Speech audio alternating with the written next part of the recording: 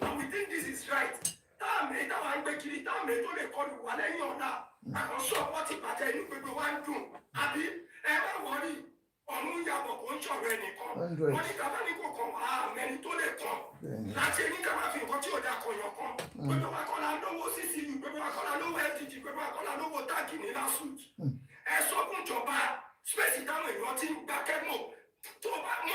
Last week.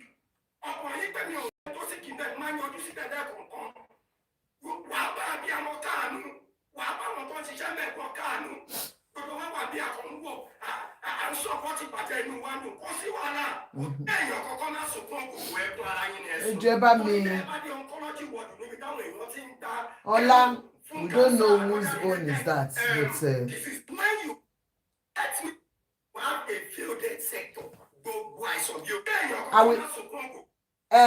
Good evening, everybody. Good evening. As you come in, Onyade, how are you, sis? As you come in, please sit down. Please come in with your thinking cap tonight. Yeah? Tonight for me is an emotional night for me because you know I lost a boss. And aside from that, it's an emotional night for me because I am always very passionate about my country. I want to talk about Nigeria tonight and the recent event of Ogogo and others that have gone through this means. Thank you, please. Help me to power tap very, very well because we were shadow banned when we had the last show. So please, we need a lot of power tapping to get it viral. Please, a lot. A job. Everybody on this platform, just press pa, please. If it is just 10 pa, you can do. So, it is about our health sector that I really want to talk about tonight. Like I said, I am passionate about Nigeria. And I know most of you are passionate about your country. If truly you are. We all are sitting down, folding our hands. Even those of you that you are in Nigeria, that you should speak up. But because of the fact that Kokomi, I am rich, you are looking and a lot of people are dying through this means. Yes, Ogo died of cancer, which can happen to anybody. Ogo died of misdiagnosed ailment because he has been treated. They have been treating him for ulcer, chronic ulcer, instead of cancer. Like I said, that can happen anywhere. One man misdiagnosed me by abroad too. Find out from anybody. So the one misdiagnosed Ogogo in Nigeria is not peculiar to Nigeria alone. But what is peculiar to Nigeria is lack of hospitals. Lack of hospitals that we Nigerians can walk into and get the basic amenity. What is lacking in Nigeria is that one. They can misdiagnose you. They can misgive you medication, even here abroad. I heard of somebody that they said they forgot something in his stomach here in the UK. And they paid him largely because that's a big medical negligence. So, which it is not confirmed. It's a rumor. So, not confirmed. But even if that happens here abroad, they know that they are in big shit. But in Nigeria, it has become a norm. Even if they misdiagnose you, even if you die in their care, they are not held accountable. They are going scot-free even with all the medical negligence they do. We are not even talking about medical negligence tonight. Now it is about Ogogo's death. Yes, it has opened a lot of worms for us. I want you to listen to this guy, please. And then I can bring you up, please. When I bring you up, can you please sit down and let me do my analysis and then you will talk. If you want to come up, I will bring you up. But please, when you come up, sit down. No talking until I finish my analysis. So I will play this guy's voice note, viral video that he did. Auntie Julie, thank you very much. Yes. Number one, let's quickly pick some things from Ogogo's death. May Ogogo's death, may his soul rest in peace. And I wish his family all the best. Yeah, I have done my bits by, Mosuku. Mosuku. But it's gone. -1. Life continues. For every one of you attacking the artists for posting their videos for their birthday, please forget about it. Ogogo is gone. Life continues. You can't stop somebody having a birthday or his birthday because somebody died. No. They have mourned him. That's enough. And you can't stop them from celebrating their birthdays. That's that. And secondly, there are a lot of things I want us to pick from Ogogo's life. One year you could see people crying. You could see people, please, Auntie Gimi and Auntie Queen, Eka Boma, good evening, ma. Please help me to bring people and please mute them so that I can talk. Then later they can talk when I finish, please. Now, they said somebody died and we could see the cries of Nigeria and the mourning of Nigeria. We have 1 or 2 lessons to learn from Ogogo's lives, especially for you men, and I want you to pick it up, please.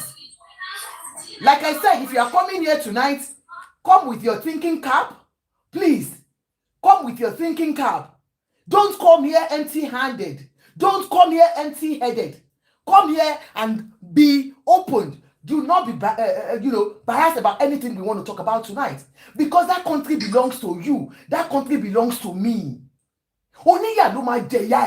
We all will suffer for it. No matter what, I still have my people at home. I have my sisters. I have my brothers. I have my cousins. I have my distant cousins. Even though I don't have my parents again. We all will suffer the same pain. I have my sister-in-laws. I have my brother-in-laws. I have family in Nigeria. And so, I will always speak about Nigeria. I may be enjoying everything enjoyable here. Very beautiful health sector. Health sector that we are still complaining about. I am telling you, it's one of the best in the whole world. UK government, take. Our NHS is a place I can walk into and I know I will come out alive. Despite that, the citizens, we are still complaining. But at least I have a place I call a hospital, a public hospital that I can walk into. How many of you can walk into a Nigerian public hospital and be proud of what you have there? So, I will talk about that. But first and foremost, let me talk about Nigerian men. Ogogo that you people see that we are celebrating. And you could see, did many of you know that he had 2 wives? No. So many of you will have thought it's only Yashaki. Ogogo had 2 wives. No scandal for 1 day. And some of our artists, even with 1 wife, scandals everywhere. Do you understand? Please, let's take a cue from his lifestyle. It is not about you. Do not think about yourself alone. Don't be selfish. Think about your family, your children. When you leave, what will they say about you? They're always telling you, prepare for your old age, because women are bad. Women can be bad when you don't treat us well. When a man treats me like a queen, I will treat him like a king. That is life. If you treat your wives, your children well, they will treat you well. You could see Ogogo's daughter crying so bitterly because she has lost a father. She has lost a friend. Not just because he's an actor. No. Because he was always there for his children and wives. He lived a life of scandal-free. He lived a life, sacrifices his life for his children and wives. And the society. It was that good. Please, I am begging all of us, especially our men, treat your women right. Treat your children with love. Show your children that love that they can't get. When you see Oyinbo, the way they hold their children, you will think like, Akilode, this love is too much.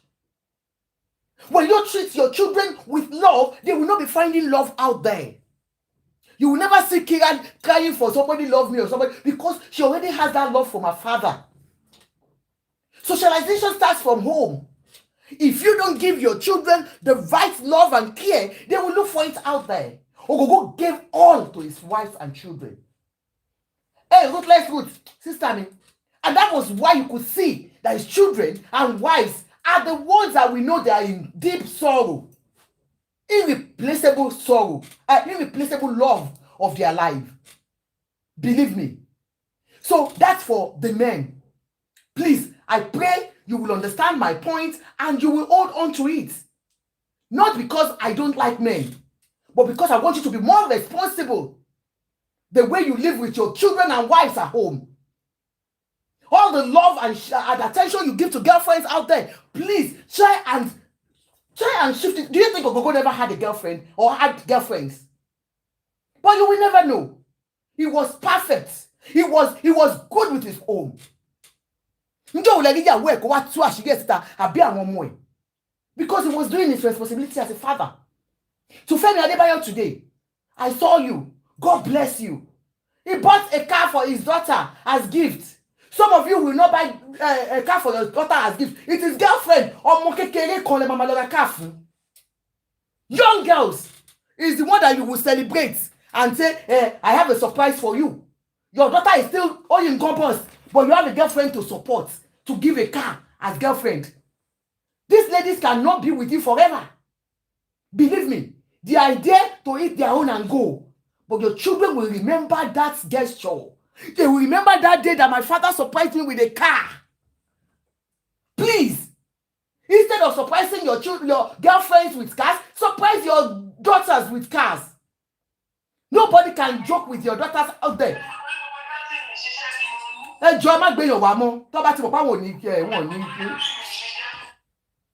So you understand? Surprise them. Your daughters. Look at the love that you could see in that girl's face that she was just overwhelmed. My father giving me a car. Hey, who is that man that can bullshit her? Anytime, any day. She knows she has a father somewhere who cares and loves her. So please, let's do better. You men. Oroni is not for tonight. Tonight is for Nigerian governments. Please, guys, I want you to listen to this guy. And please, open your heart. I know a lot of people are, they were talking about Ogogo yesterday, about his death, that he was one of those that campaigned for Tinubu, which I said, well, it's his choice. But come on, Ogogo is gone now. We have given him his last respect. Let's talk about Nigeria and others still living. Other celebrities still living. Let's talk about them. Okay? Look at this guy, what he said. Unfortunately, you were useless. Unfortunately, please listen.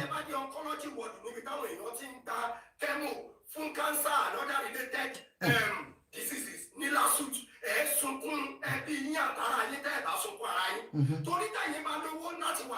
CCU, SDG, TAG,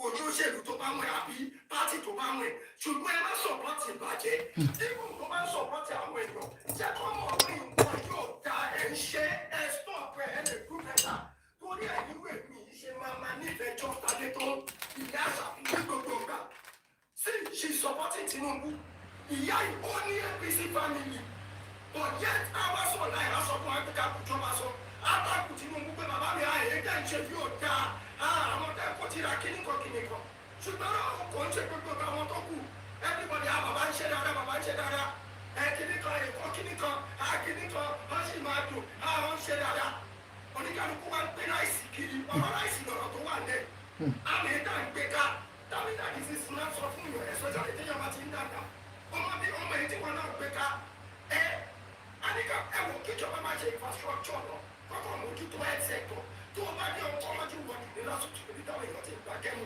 a ní tó o bá sunkún ara ẹ̀ wá sunkún ẹbí ẹ̀ wá sunkún ara ẹ̀ ó mọ̀ ọ̀dù ẹ̀ bẹ́ta tẹ́ ẹ bá rí báwọn èèyàn máa ṣe fún pọ̀ láwọn tó ń ta kẹ́mù àwọn health workers ibẹ̀ kan àánú wọn máa ń ṣe ní àwọn díẹ̀ for almost a year and I know what I'm saying and I came online mo ń pariwo kí ni pé ẹ sọ fún ìjọba oncology wọn ní lásìkò wọn ní the more space ibi tó wà spacious tó o bá gba kẹ́mù àtòmí ara àtẹkùngbọ́ ara àtẹ̀jẹ́ ara akọ́ dìdàkudà àwọn ènìyàn ò níbi tó bá tiẹ̀ ti rest ìyẹn kéré tó bá fẹ́ admit yẹ tó bá fẹ́ admit yẹ as a cancer patient ní lásìkò wọ́n ṣe máa bẹ́ẹ̀ bẹ̀bẹ̀ kiri fún bed space ni tó o bá léèyàn tó o léèyàn ìgbà àwọn àìtí ẹ̀dá yàn aláwọ̀ doctors ń bẹ̀ ni o pẹ̀lú ẹ̀ wọ́n máa bẹ́ẹ̀ scout kiri fún bed space ni nílùú tó lọ́ba tó ní tó yá lẹ̀ ń wò wọ́n and we think this is right táàmì táwa ń gbé kiri táàmì tó lè kọlù wà lẹ́yìn ọ̀la àkọsọ pọ́tì bàjẹ́ inú gbogbo wa ń dùn àbí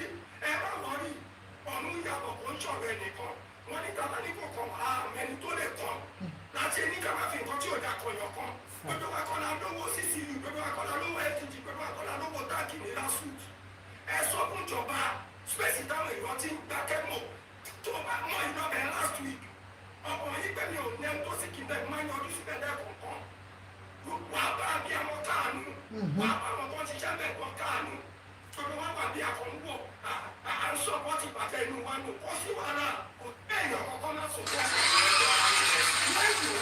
For this guy's first one that he did, he said when you go to lawsuits, you will have to bribe your way to get bed for somebody suffering from cancer, somebody that needs therapy, physiotherapy, or what do you call that?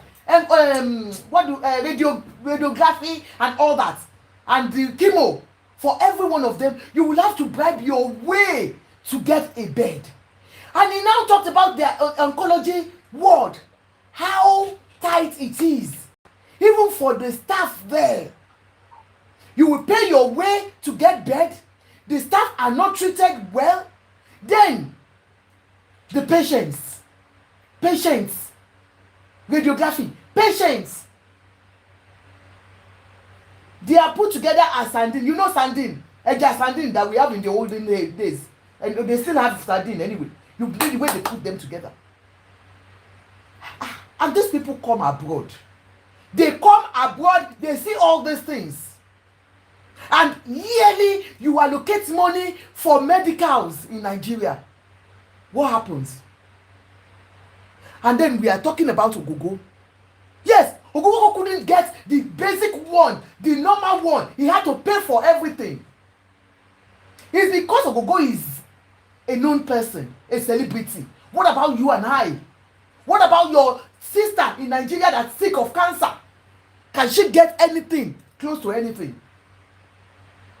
It is that bad. All our doctors are leaving Nigeria daily. And you are there as a celebrity. And that's why I have come tonight. I am not sending hate to anybody. But please be open. Be sincere about it. So many of you celebrities are now leaving Nigeria to come and live abroad. Because you know you have no hope. Even though they know you as a celebrity. They shout your name. Hey, Yinka Quadri, Ogogo, Yabo Ojo. But can you stay in Nigeria and get your medical attention?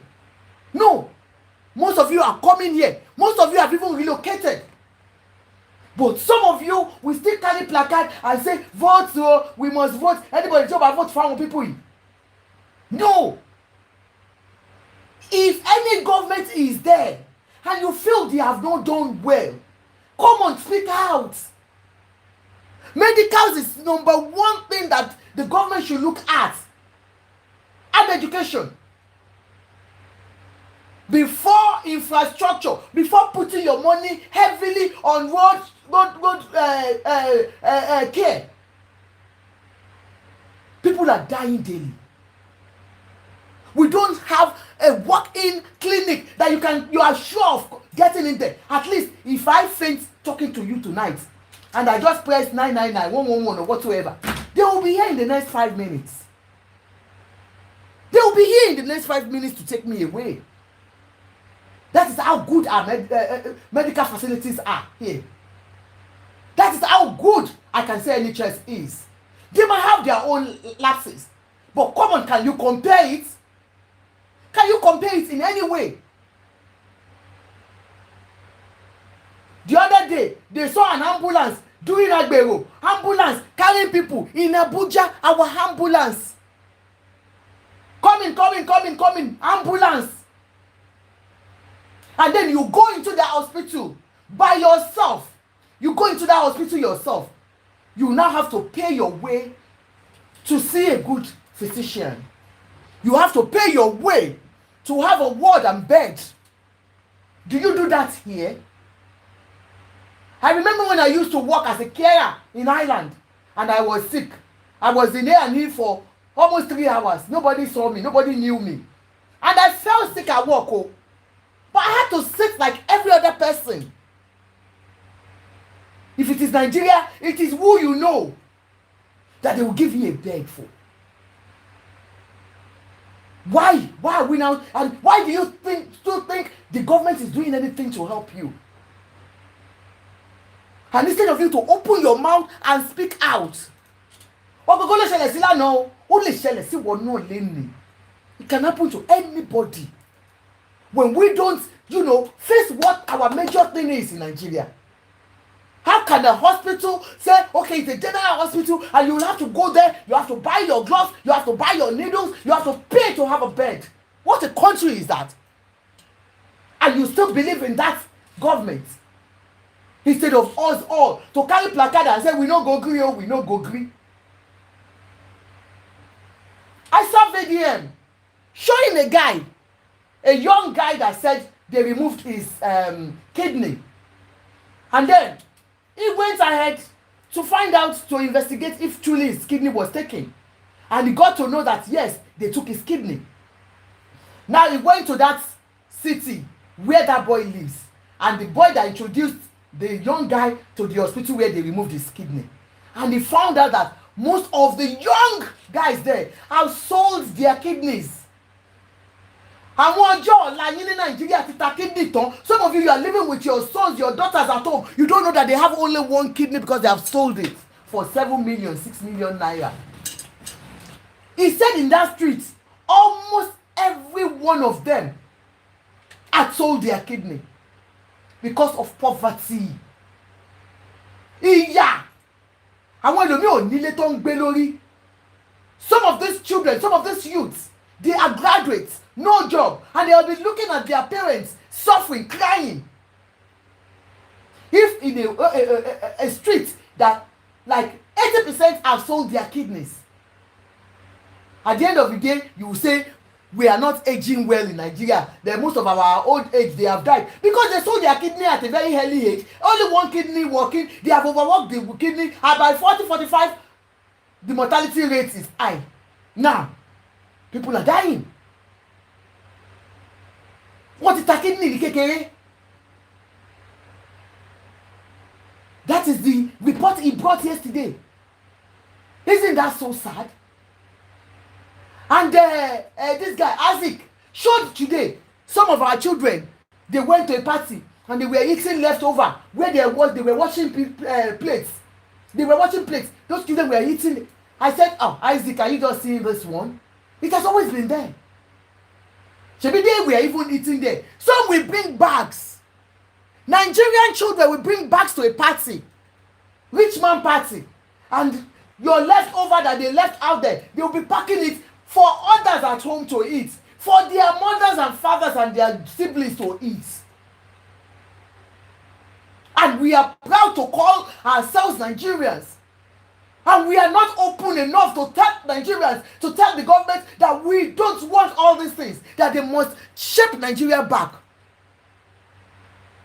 Kí ló ṣẹlẹ̀ now? Come on, your hospital, basic amenity, tẹ́ máa wọlé, kó tẹ̀ fún yín ní abẹ́rẹ́ lásán.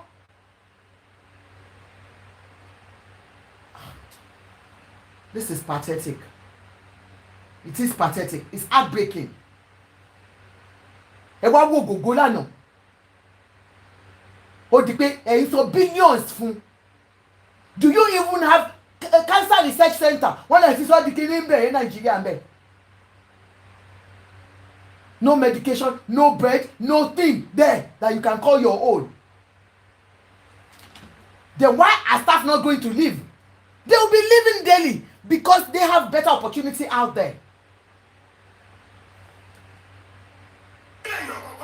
When you have a fielded sector, wise of your torí ẹ̀ ṣe láwọn ìyàtọ̀ sọ wọ́n ti pín ara ẹni kíní kan ló ń bínú sí ẹgbẹ́ lọ sí kíní kan. It is just evidence of failed health sector and failed governance. tó ní mo ṣe ní adébí tí wọ́n ti ń gba kẹ́mù ní lásùtù yẹn sẹ́ oncology center yẹn ìjọba gbọ́dọ̀ tètè fún wọn ní ibi tó tóbi. ẹ̀ tó bá wọn gọ́ọ̀nà Sanwó-Olú kó táàgì wọn kó sọ fún wọn. Governor Sanwó-Olú, your wife is a medical doctor. Your wife is a medical doctor. She knows better.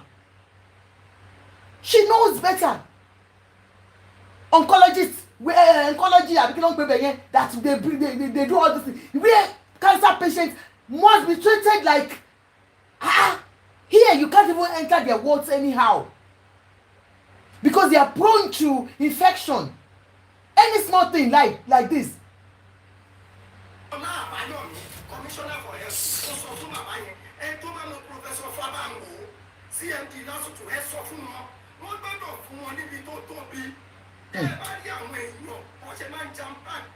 In fact ìṣòro gan ni fún health workers fún àwọn health workers tí wọ́n fi ẹ̀mí wọn ṣé èèyàn wọn gbẹ́gbẹ́ táwa ń dàgbà tá a bá ti dé general hospital àwọn ará wọn bàbá professor tó ní irun funfun lórí báyìí wọn máa kó àwọn ọmọ kéékèèké nísìnyí ẹ lọ sáwọn general hospital bóyá ẹ máa rá àwọn bàbá yẹn everybody ti jápa ìgbà tó jẹ́ pé azaki wọn lásọ̀kọ̀ wọn ò tún ní fún wọn lówó azaki gidi àwọn tírénì àwọn ọmọ kéékèèké lọ́wọ́ mẹ́sì tó ń fàwọn èèyàn ṣe practical. You can imagine. àwọn general hospital tó jẹ́ pé tẹ́lẹ̀ àwọn bàbá yẹn lè máa rí tó ń wọn gbogbo ẹ̀jọ́ ẹgbẹ́ inú yìí kó a máa dùn kí là ń sọ yìí. ìwádìí wọn ní misdiagnose.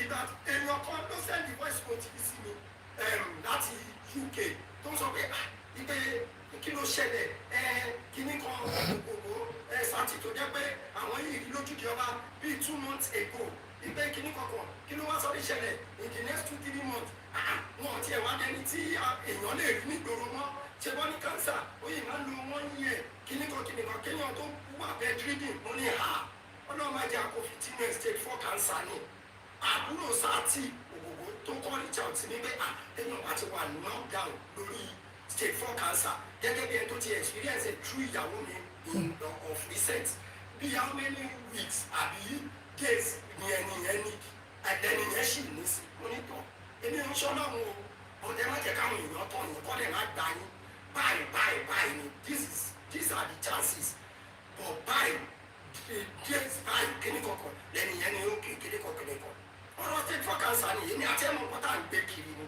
ta ló mọ nǹkan tó wà lára ẹ̀ especially tá a bá ti ń dàgbà tí ìmúnú ti ń weak tí àwọn kìíní bẹ̀rẹ̀ sí ní jẹun gbogbo àwọn olóṣèlú ìkẹ́dẹ̀ rí wọ́n ṣe ń travel out lọ fún medical check up tó máa ṣe gbogbo ẹ̀ èyí àti ẹ̀ lọ́ máa fi sílẹ̀ inú fìtínà tó bá tiẹ̀ lo olówó ìgbà tó bá break down tó lè gbé ẹ̀wọ̀ pléènì ni.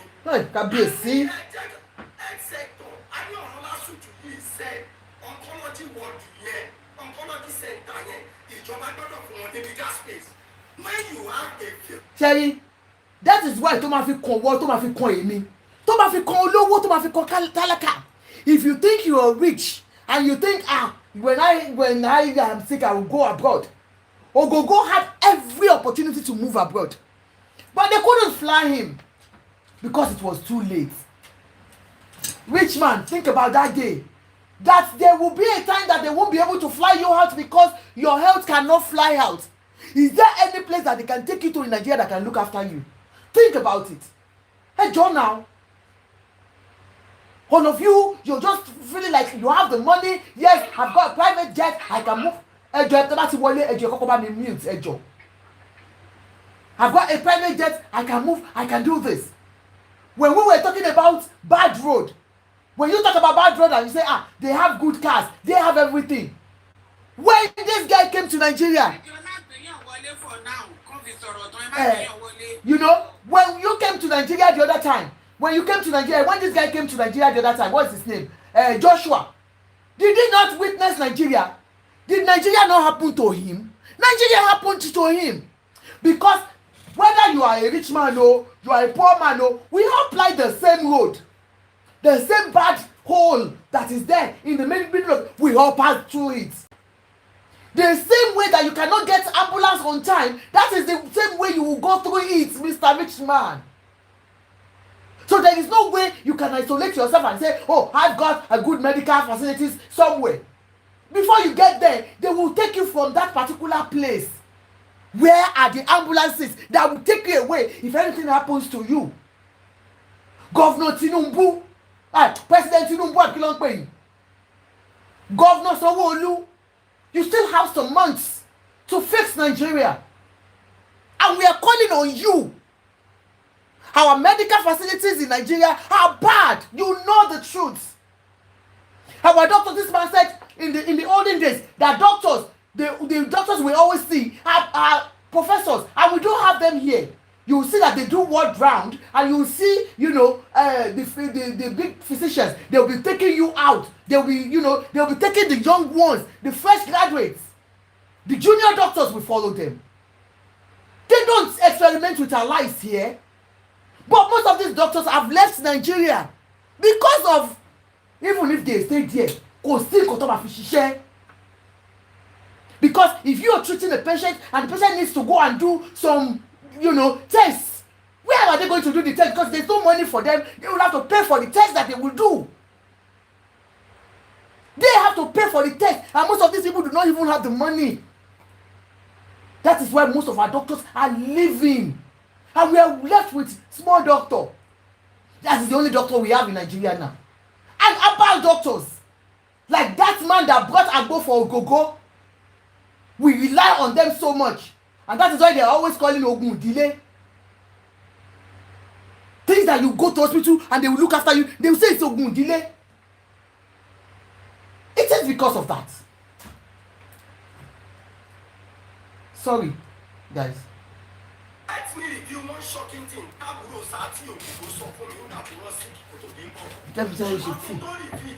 me review something that is more shocking than that. See, I just was in one radiotherapy center for getting Lagos State government. Against the defense, good governance, good health sector in Nigeria,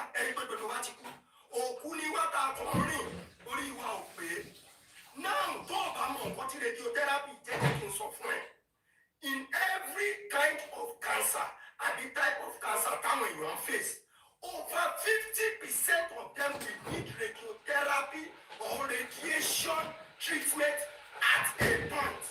Come on, to get the Lagos State government, yes, the center of excellence.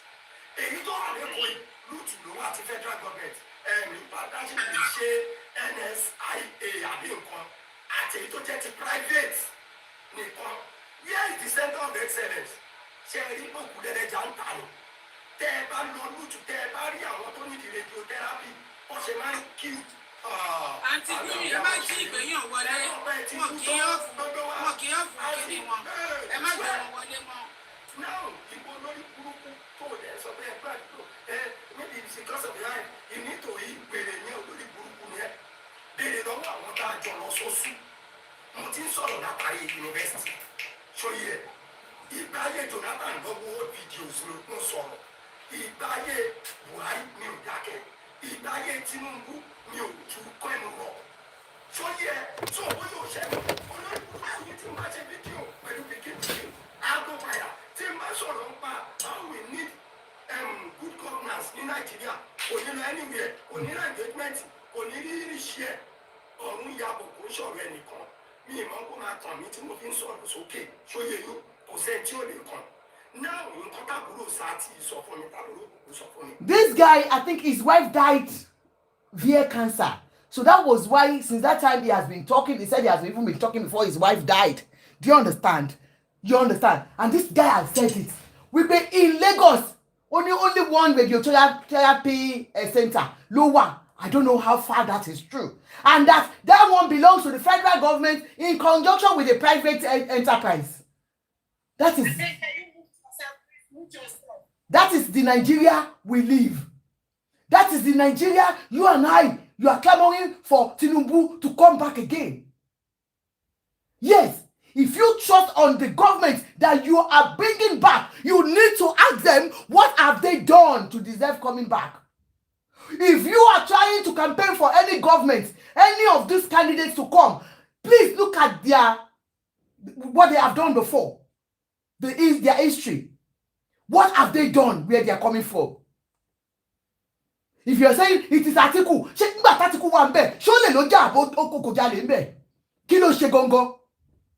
if it is Obi, what are his antecedents that you can call and say, yes, this is the man I'm standing for? These are things we should ask ourselves. Whoever is coming back, hey, Arike, I am not for anybody. But please, look at it yourself. Most of you are abroad and you're campaigning for a president, or you're campaigning for these people there, but you are not feeling the people's pain. You are not feeling their pain. The pain is there. People are suffering. If in a state there is no Papa, Emma wo now. Ọmọ ya bo ni kò ṣe òwe èyàn kan now.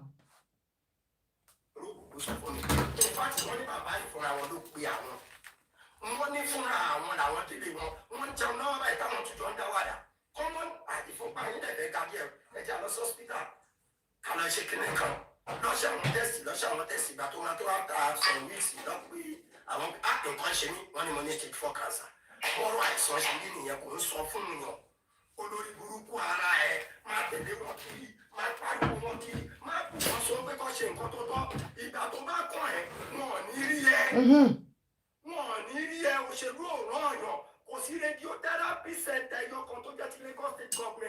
You are shouting, Tinubu must continue, Obi must come in, Atiku must come, Kiniko must come, Showoge must come. These people have good medical facilities where they are coming from. Atiku's children, they don't live in Nigeria, they live abroad, where everything works. They have hospitals of their own. When they cough, they are taken care of. You that you are fighting for them, you're selling your kidneys, and these people are eating fat on your resources. We are losing human resources now in Nigeria. People are living daily. I want to enjoy I want you every day.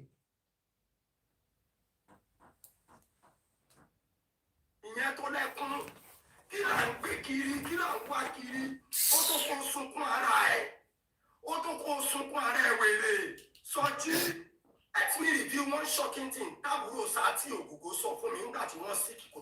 No, my dear, you have said it. Now, you can hear what he said. He talked about his own wife when they were there and how crowded the oncology ward is in Luz. I know Professor Bamutonso, and I think I can, get in touch and ask him about this, sir. It's my own daddy. They know better. They come abroad. It's so bad. It's so sad that we have to be talking about this in 2026.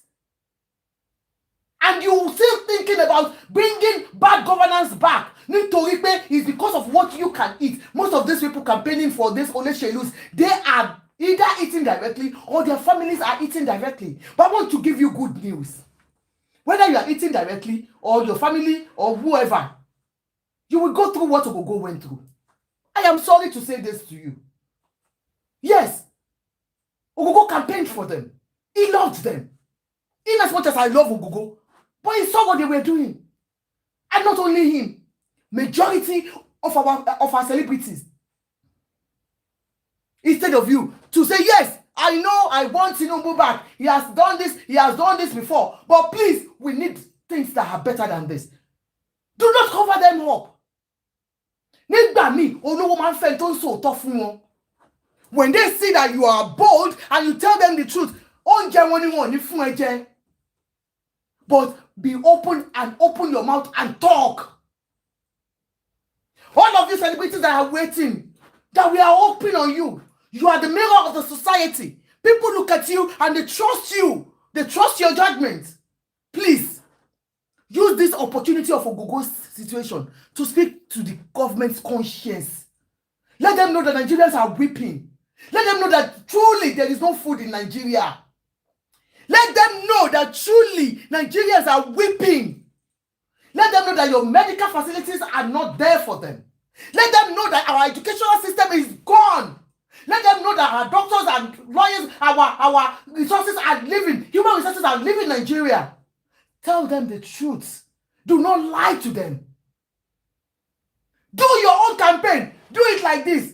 Ẹjọba wa dìbò fún Tinubu la wá fẹ́ o, Tinubu la fẹ́. Bàbá Tinubu, ẹjọ́ sà, bẹ́ ṣe tún fẹ́ wálé yìí torí láti dọ́tà tí wà ń bẹ̀ ẹ̀ ṣe dáadáa sà. A nífẹ̀ẹ́ yín ṣùgbọ́n ẹ̀ ṣe dáadáa. Ìyà ń jẹ Nàìjíríà. Ìyà ń jẹ Nàìjíríà, ẹjọ́ help wa. Ẹjọ́, we are suffering. There is no this, there is no that. Let them know the truth. Do not hide because you're getting money out of them. The shame will come to you one day. Wọ́n gbé wọn náà gidigidi bó kò ní sẹ́ni tó máa gbà ẹ́. Kò ní sí plane tó máa gbé at the last minute. Bó ṣe máa rí nìyẹn because you're supporting bad governance. Let us wake up. These people their children are not in Nigeria. Their education is not in Nigeria. And only good education, most of their children. My daughter went to a private school here. Not because I am rich. It's because of our own kinishoti. In our school, do you know how much external students pay? And most of them are from Nigeria. Our secondary school here in the UK, majority of the students there are from Nigeria. These are politician children. Private school. No, most of them go to public school and they come out well, beautifully well. But you have to take your own children to private school because the public schools are bad. They intentionally made public school bad for you to have no choice but for your children to be uneducated so that they'll continue to work on your heads. What is only the illiterate done? How can you see a street where all young people have sold their kidney and this does not make you cry?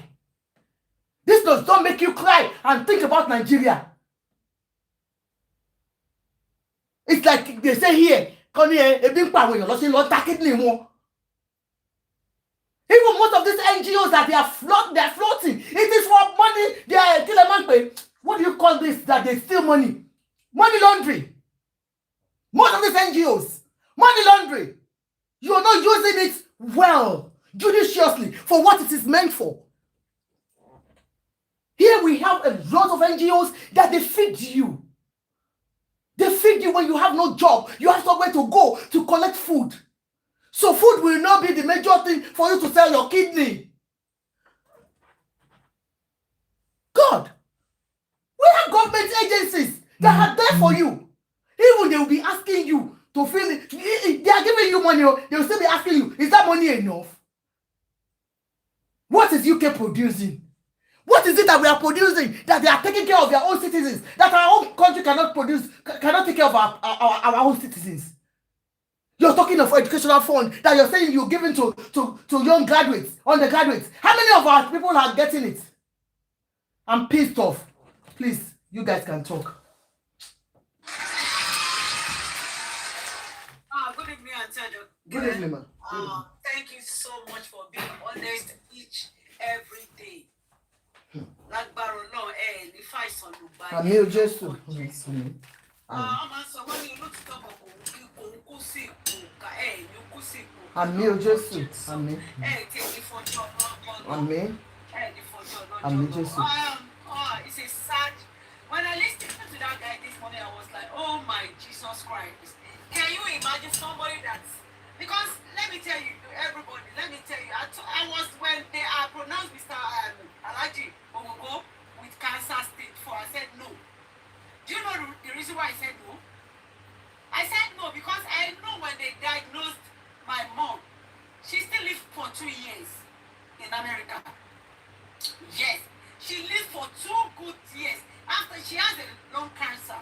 After the surgery, we went to the rehab she spent 6 months in rehab.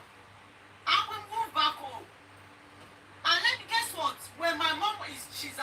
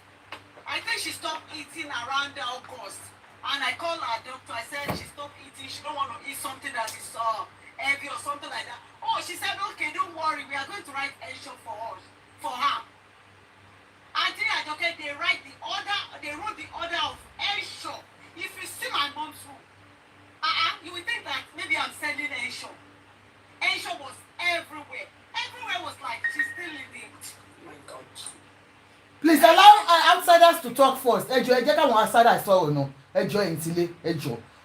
Mr. Ta ló kọ́kọ́ dé nínú àwọn outsiders yẹn? Okay, let me allow because. Please allow outsiders to talk, Auntie Jumi. Now go on. Dr. Semi,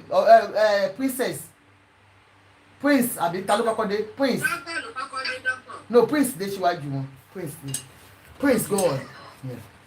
Yeah, good afternoon. Good afternoon, sir. I cannot listen to your concern. Yes, that's me. And everything. It is very good. Yeah, I remember growing up as a little kid. I remember vividly the present place where they have the Nightel building. I remember there is a dental place there. I was referred at that time from my primary school to the dental place, to the dentist rather, and that was where I was getting my teeth cleaned, all for free. In Nigeria? Yes, in Nigeria. I remember vividly. However, as we all see, things started going bad and going bad and going bad and going bad and going bad, and to this level that it is. But this is my question, and I'm not supporting anybody, and I don't want anybody to take it personal. It's a very, very difficult situation for any government to come in, and people expect that within that 4 years, that person has to fix everything. So the government is about to fix. Let me give you another hint. When the government fix everything, guess what?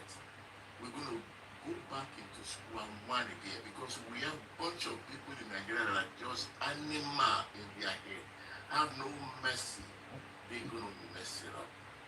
They will mess it up. I guarantee you that. Okay, if the government fixes everything, they will mess it up. That's why the government will not fix it. But sir, I understand that we don't expect the government to be able to fix everything at a time. But what is most important that they are fixed, that you can point to? Yeah, I understand the basic needs. I understand that very well.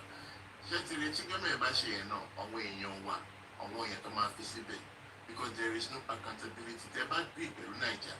They're bad people in that. And see, you don't mean you're really. What kind of people are these? Everything has to do with money.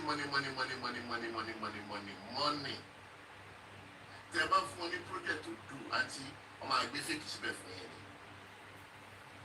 And you pay them, and they even overcharge you. They are ready to give you fake. And why are you when you're being in the office?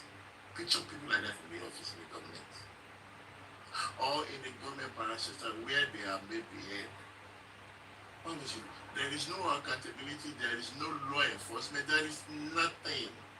And that is why you see everybody just come, most people just come and do whatever they want to do. It's a shame. It's a shame. When we look at the Western world that we are, Western world depends on what we call human resources. How can a country that depends on human resources can be taking care of countries that are filled with natural resources? So it's a shame. The mentality of Nigeria, most Nigerians, I would say about 90% of Nigeria,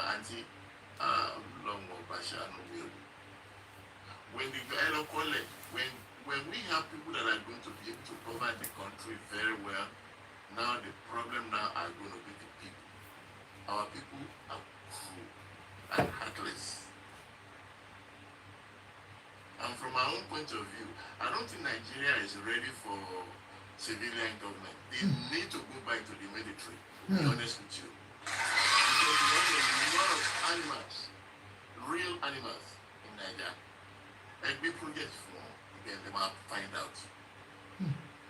Ṣé ìlú jẹ́ pé tẹ́ ẹ bá lọ sí àǹtí tẹ́ ẹ bá ṣọ́ra nínú àwọn ẹbí ló máa plan to come and kidnap yín ransom me for money just because you didn't render the kind of help to one need. Picture people like that in the government, or picture people like that in the healthcare system where they are being asked to take care of people. Everything has to do with money. Àwọn ìlú wa is very, very, I mean, I don't have a word to quantify it. Yes, we have a bad government, but it didn't start yesterday. Yes, I want to understand the context of the basic things. Understanding that I understand that. Okay, you know. Well, hey, so to me, it's a country where people need to be washed from the top all the way to the bottom. And that's Nigeria for you. Thank you, sir. Thank you. So you think it doesn't have to do with the government? For your own submission is even if the government does everything, our people will still destroy it because of greed. Oh, yes. Okay? Oh, yes. Thank you. Yes. Thank you, sir. Good. All right, next person. Dr. Temi. Hello, everyone. Hello, sir. How are you, sir? Ekale, Ekale, sir. fine, and you everybody that has spoken so far. The issue of Nigeria are much. We have complex issue that can be resolved. Because another says any problem being created by man can also be resolved by man. One of the issues that need to look far to things is just not working for us. It's like we have institutional problems.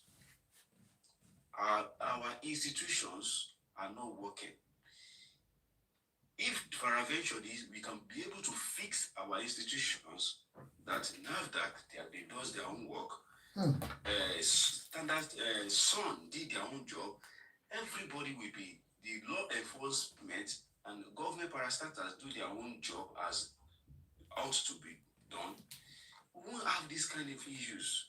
The issue will be minimal.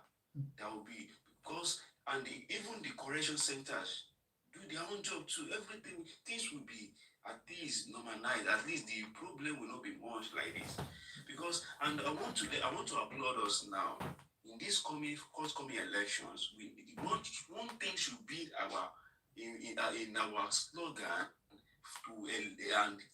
like in our mandate for we to elect a president or a leader for ourselves.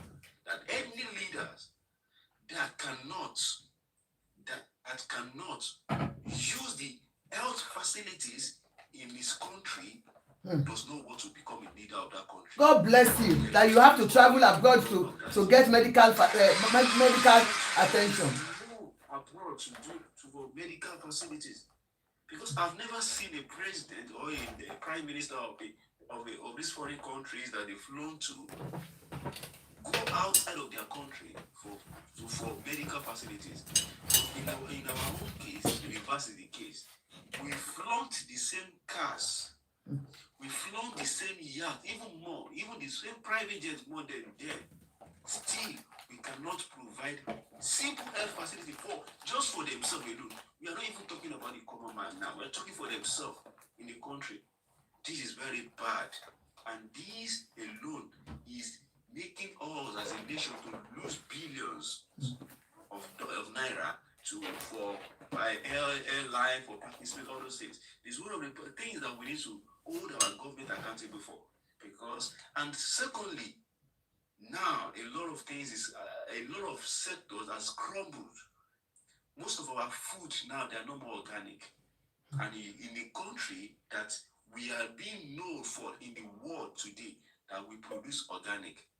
And that organic is one of the things that help our health sector, that help our well-being in the past.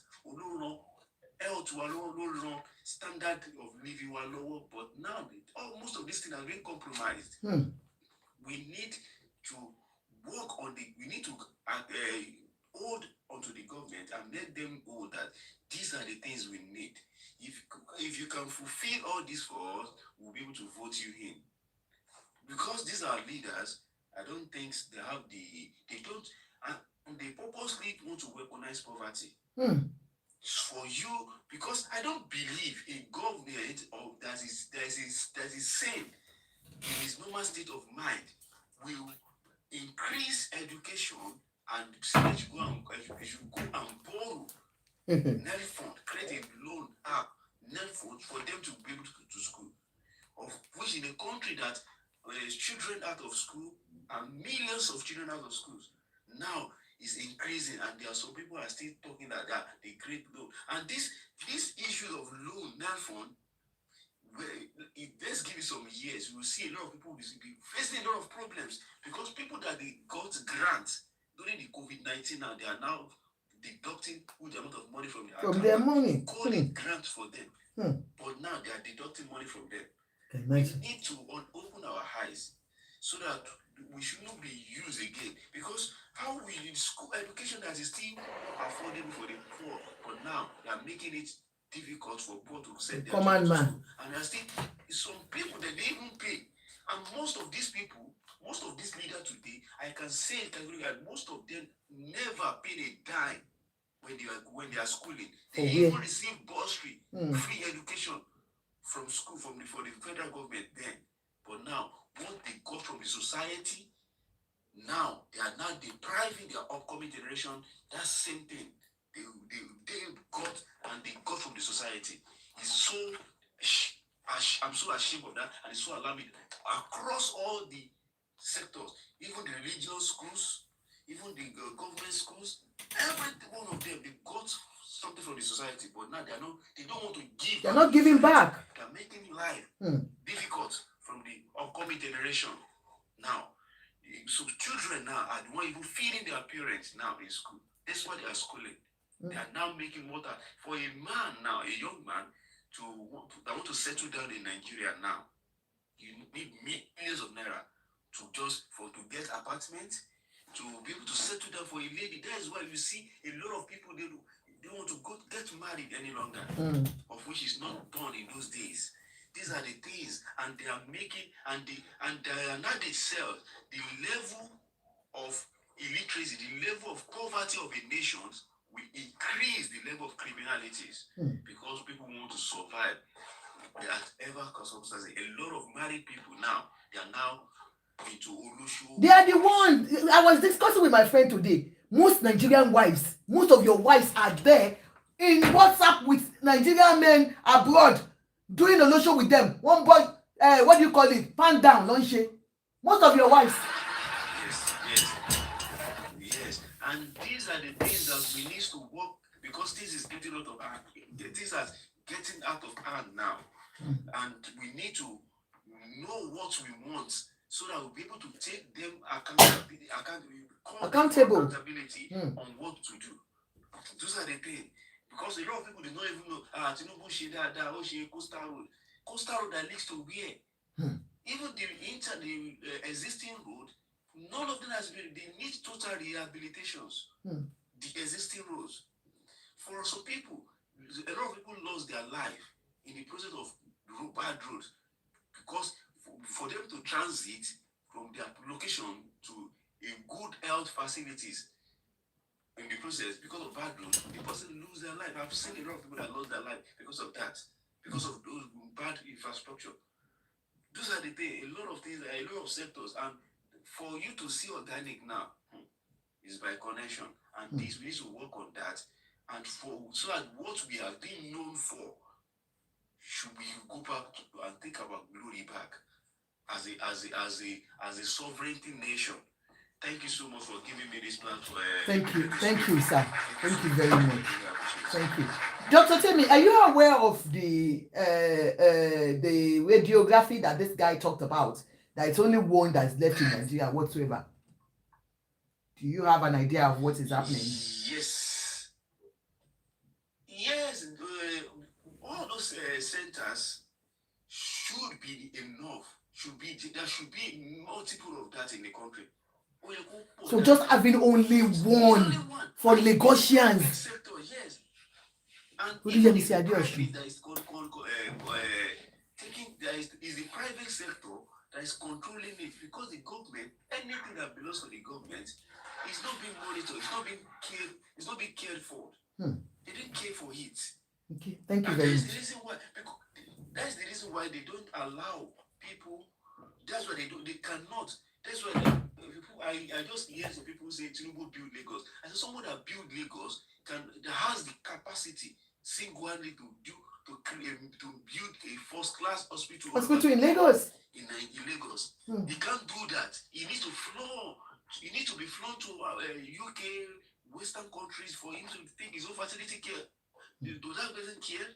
That shows they are not charlatan. And a lot of, even in the hospitals now, in general hospitals, if you want to do tests, you need to send you to private laboratories to carry out a test. There are some tests that needs to deal with emergency, that you need to deal with emergency, but they will still be giving you days. Someone that needs emergency, they need result to work on that person immediately, that patient immediately, but they will still, because of there's no space. A lot of people will not even go for that test because it's too expensive. And a lot of people will not make it. Thank you. Thank you. Just go back home, maybe come the foreign authority, pass on. Thank you, sir. They are doing it now. I'm so tired of it. Thank you. Thank you so much. Thank you very much. Next person. Next. I am Cafe Ademoye Temilola. Who is next? Hello, ma. Hello, sir. Hello, ma. How are you? Good evening, ma. Hi, ma.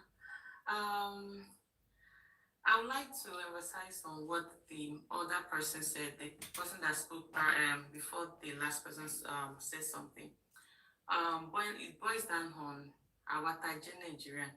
I don't know if that get the mentality. I can feel oppressed, Sarawa. And you can see it everywhere, even in diaspora, Tawaye. And that's the reason why sometimes I want to show our goni. That's the bitter truth. Because I feel oppressed, Sarawa. And because of that, we've said that mentality for our don't believe pay. I want come to Waluki, I want to come to Wasale. I serve in Mina. And I can remember that in North side of me, I've never been to North. I was so shocked.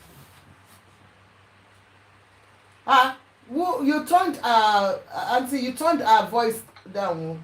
Sorry, someone must have opened that. I was so shocked when I saw the situation over there. The difference between our people here at Awata. If you see whatever is happening with the bandit and everything, you know what was now sharing got to check out John when you're not social media. You don't know your barrier could be money, that's the bitter truth. I grew up in a village. I had my both secondary school and primary school in the village. And I remember then, people, even family members that have been here for years, that have been here as early as 70, 80, I can feel bad because number one, they live a simple life. One go shut down and everything. They're internet, we don't know life outside. But now, this is the internet. People have access to TikTok, Instagram, and everything. And you're about 200 million. And we later on your shake. Because you have to marry room, come by, while you live in a village, you know, big budget. It's not bad being envious. We have educated, my parents were educated, they were both teachers in the village. They posted them to the village, but I could remember the life we lived that time. It was so poor. In fact, I can't remember having school bag. It was bad as that. And at that time, whenever I see family member that comes from US and everything, it's never because you never enjoyed that kind of life. But now, internet, and because everybody wants to flaunt, everyone to oppress each other. That's the issue we have at home. If we can just clear that mentality, it will make life easier for us. I want to oppress each other. I will tell a story before I leave. Just to round this up. I remember while working in Nigeria as a teacher, I was working with a private school. And I remember the owner of the school normally give us I want short time fishing transport, and she will always charge us. And I'm about to charge you up.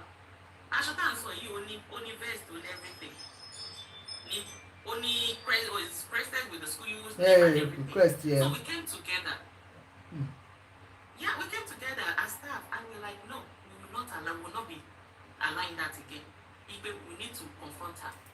Ara wa àwọn tá a jẹ́ pé wọ́n jọ ń gba owó èlò 77,000 60,000 yẹn. Ara wa náà ló tún wá lọ bá ọ̀gá yẹn lẹ́yìn pé tata wọ́n á fún un ní.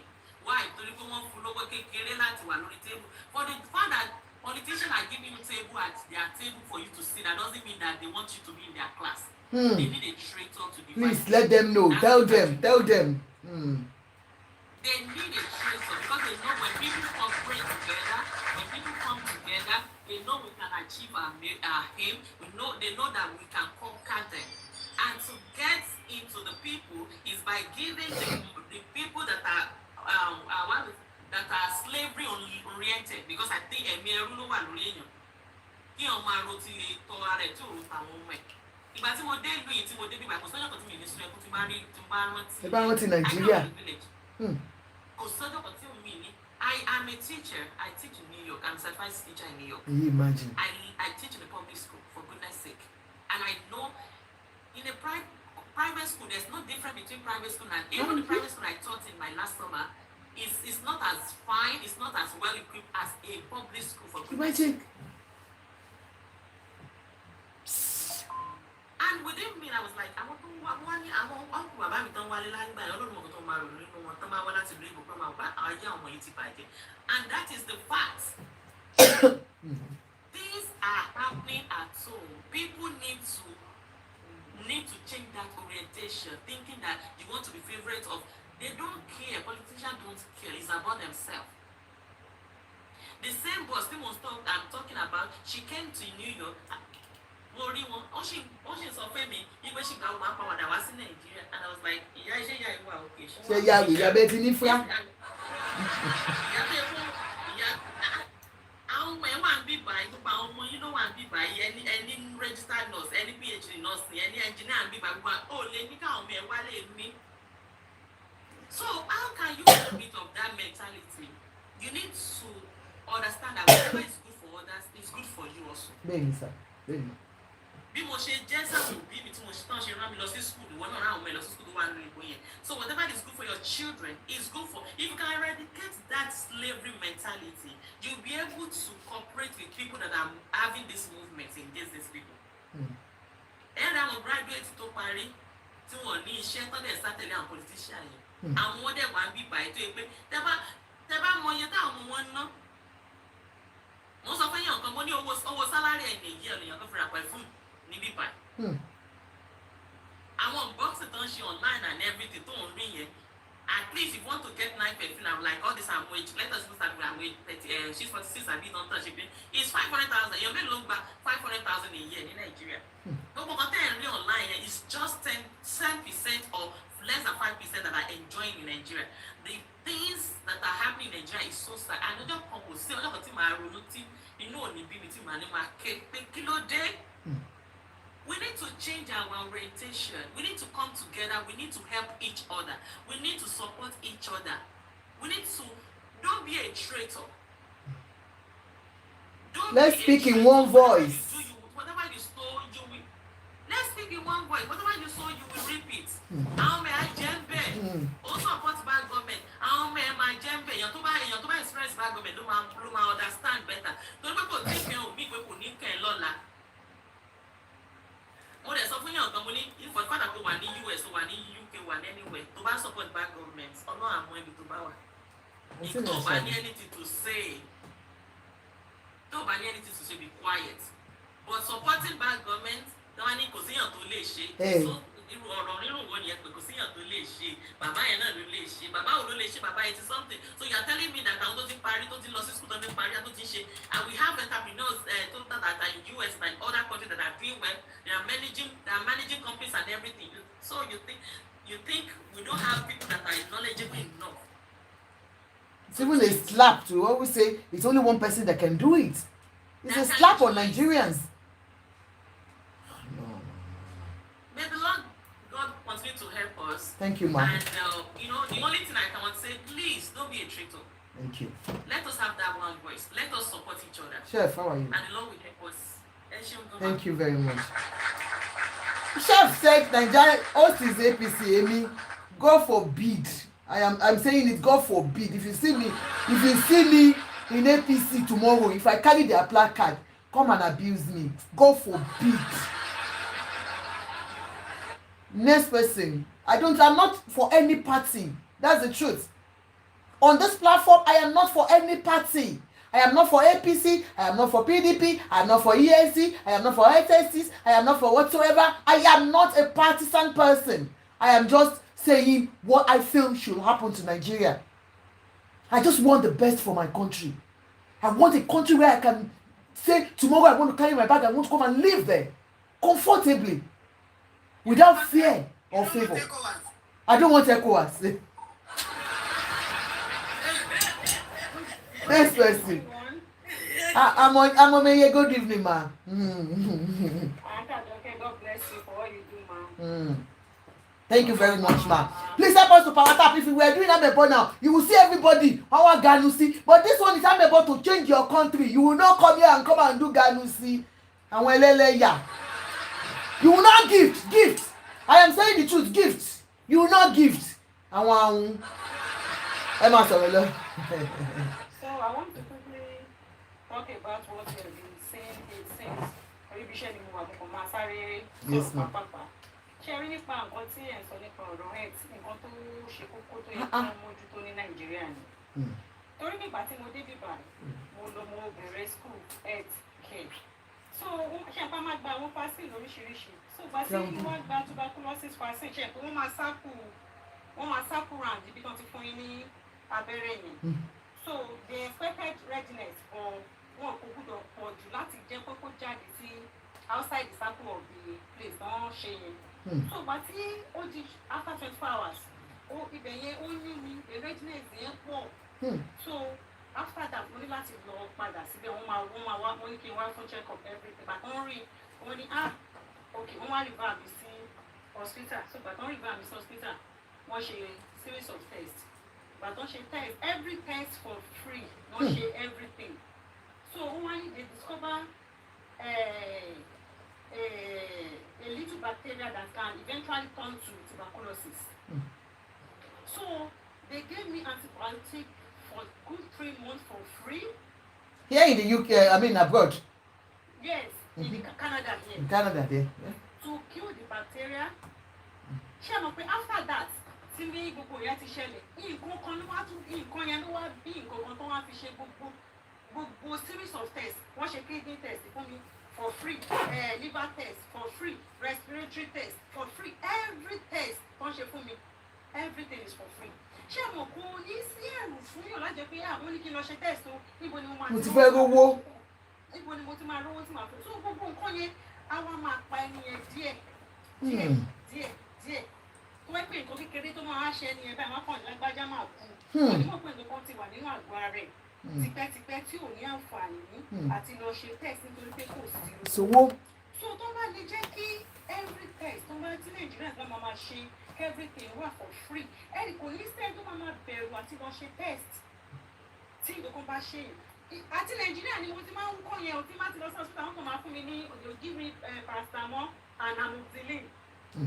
Òun ni antibiotics ló fi báyé Nigerians jẹ antibiotics ṣáà ni àwọn wèrè.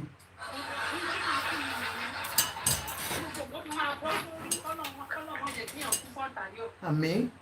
So ìgbà tí mo dé bíbá ẹni gbogbo nǹkan yẹn gbogbo ẹ̀ṣẹ̀ wa ṣe iṣẹ́ mọ̀ ọ̀nà bá wa ṣe tó bá ṣe ètò ìlera tó bá ṣe dáadáa kò ní sí wàhálà pẹ̀lú gbogbo nǹkan tó ń rí lè ṣẹlẹ̀ yìí.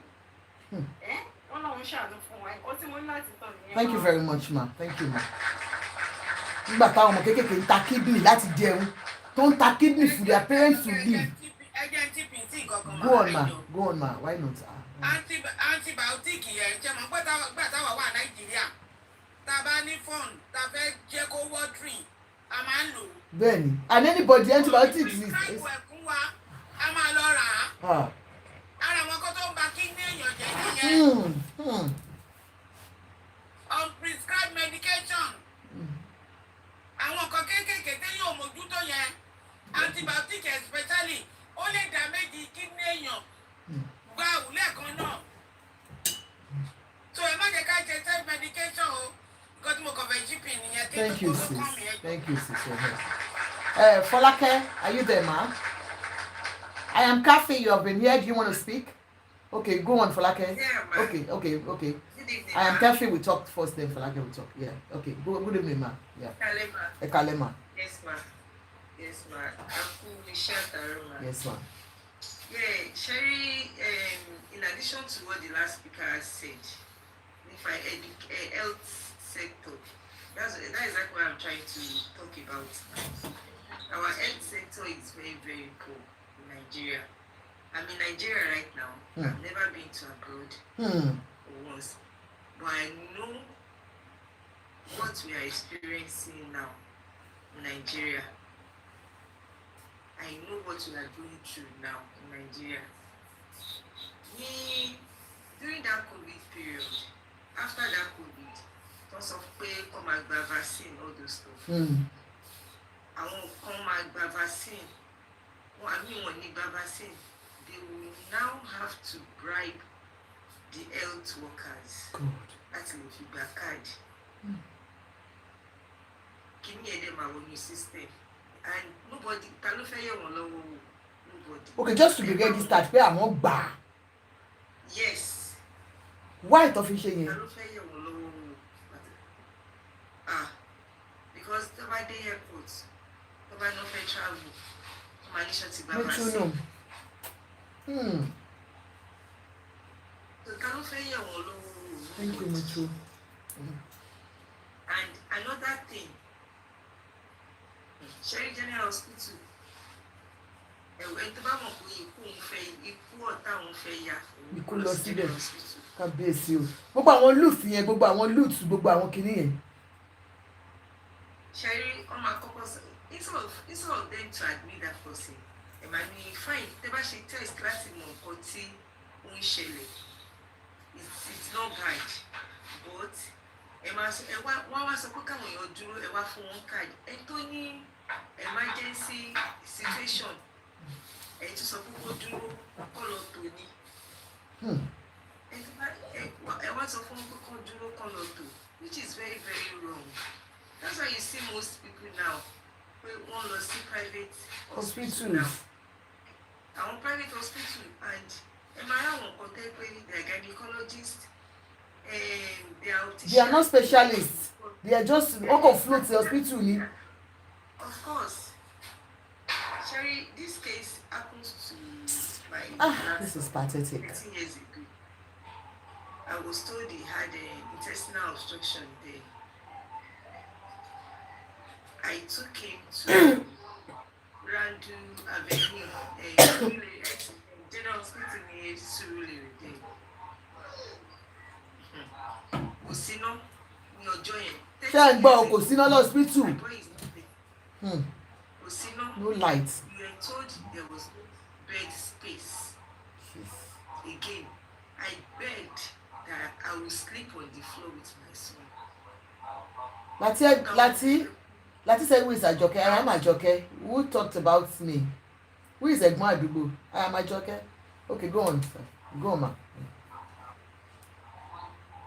So I have to beg. They said there was no space that very period. I have to call my sister's space. To go cover hospital no mass because me le gbé ọmọ alaye wá sí hospital kí n gbókò ẹ̀kọ́ ìwé mi bíbá.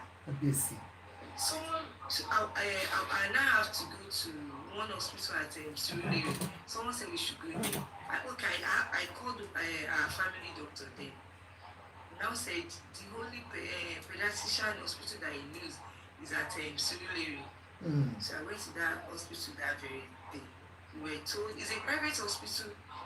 They are even the one that said I should go and do scan. They made me to know what exactly is happening to my boy, Junior. But they have been a very big hospital. What they say we can deposit 1 million. Imagine forced him to deposit such a money. Níbo lèèyàn ti fẹ́ rí ẹni tí ó jẹ́ pé iṣẹ́ gan ò lọ déédéé. God. So one of their receptionists now called us that, am I on NHIS? I said yes. When you come out of the hospital, even though before we were prepared, Kato sọ pé I felt drop to attend somewhere, and in which what she told me that very day, man, I just have to take to her advice. I went to my husband that this blah blah blah blah. So we now went to a hospital at Surulere. From there, we're being referred back to a hospital at Ikeja. Ká tó sọ pé wọ́n ní kíní wọ́n ti send ambulance láti hospital. Then hospital de làwọn kọ lọ. Even though don't tabalu ní kíní sọ pé bóyá wọ́n ní jẹ̀díjẹ̀dí. Ẹ má bínú fẹ́ lóye question kan about the Èkó hospital. Ṣé Èkó hospital yẹn private hospital ni? It's a private hospital. Okay. It's owned by Enebeli Kuku and. Good. I want to ask you, kí ló dé tán ní kẹ́ lọ síbẹ̀? Ṣé kí ni medical kìíní tẹ̀ sọ yẹn? Is it like insurance kind of thing? Like, My NHIs. is it like insurance? Because we don't know. We are asking you. My son had intestinal obstruction there. Okay. His intestine was blocked. Okay. So he couldn't eat, and he was 7 months. Going to 7 months, he was still a baby back then. So, but so No, you don't get me. For you to be given an opportunity to go to Èkó hospital, báwo lẹ ṣe jẹ́ ṣé ẹ̀ ń san ṣe ní insurance ni for that? Àbí what is that thing done? Any health insurance? Kọ́ta fẹ́ káwọn èèyàn mọ̀ nìyẹn, you're teaching us. They have, because they have health insurance. Good. Okay. We had an health insurance. Okay. So, Lady Elwani, hospital Hawaii is quite expensive. She ran health insurance. Health insurance, who attend to us without any issue. Okay. They do accept health insurance, and that's how we went to a hospital. So along the line, hospital, before we even say jack shit, right? What he plays on me on ICU, let's say before anything, before even the arrival of the pediatrician, all those stuff. People she test everything. The pediatrician just have to say they are going to baby. Now, she moved to I said no problem. Before we even say They are what is going to Robinson. be the next thing, is being wheeled into the theater, and the hospital, operation is being carried out there. So there was so fun with people who do see General Hospital. She Ọmọ kú lọ́jọ́ náà lọ́hùn. Your journal alone. My boy is alive now. He's alive today. But Kindle my phone on the testimony. Anyone who got no go to in General Hospital. I said there was no light. I have to beg. Pay my Imagine. Okay, so long. That's a public hospital in Wales. wọ́n tún ń gbowó flood wọn lẹ́kọ̀ọ́ wọ́n ń gbowó flood ẹ bá sùn sí. Kábíyèsí Ọlọ́run. Health sector in wọ́n gbọ́ Nigeria. pé ọ̀gá confam ni.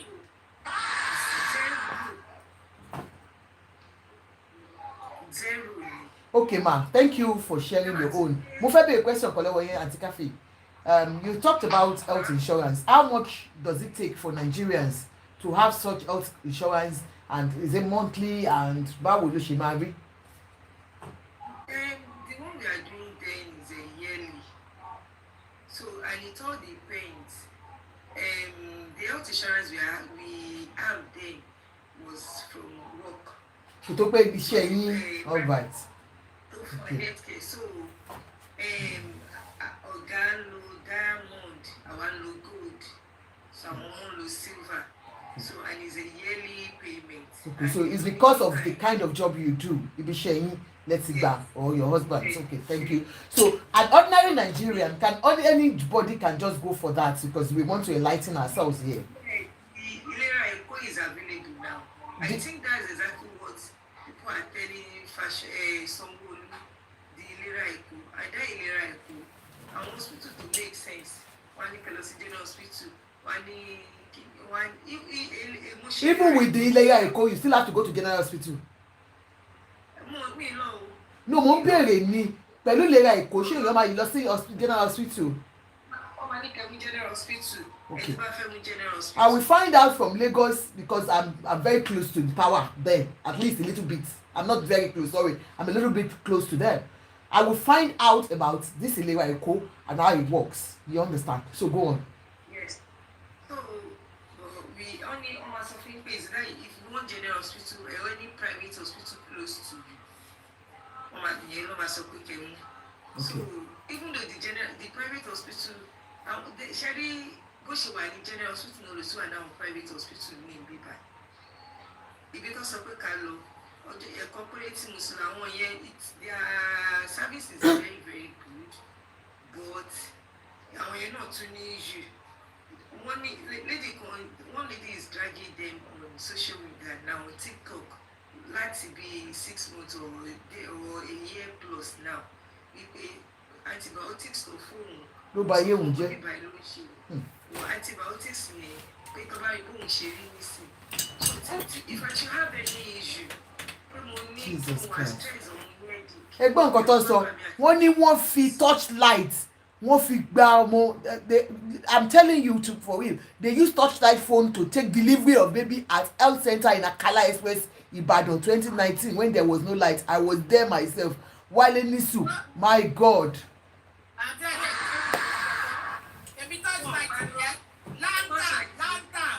Jesus.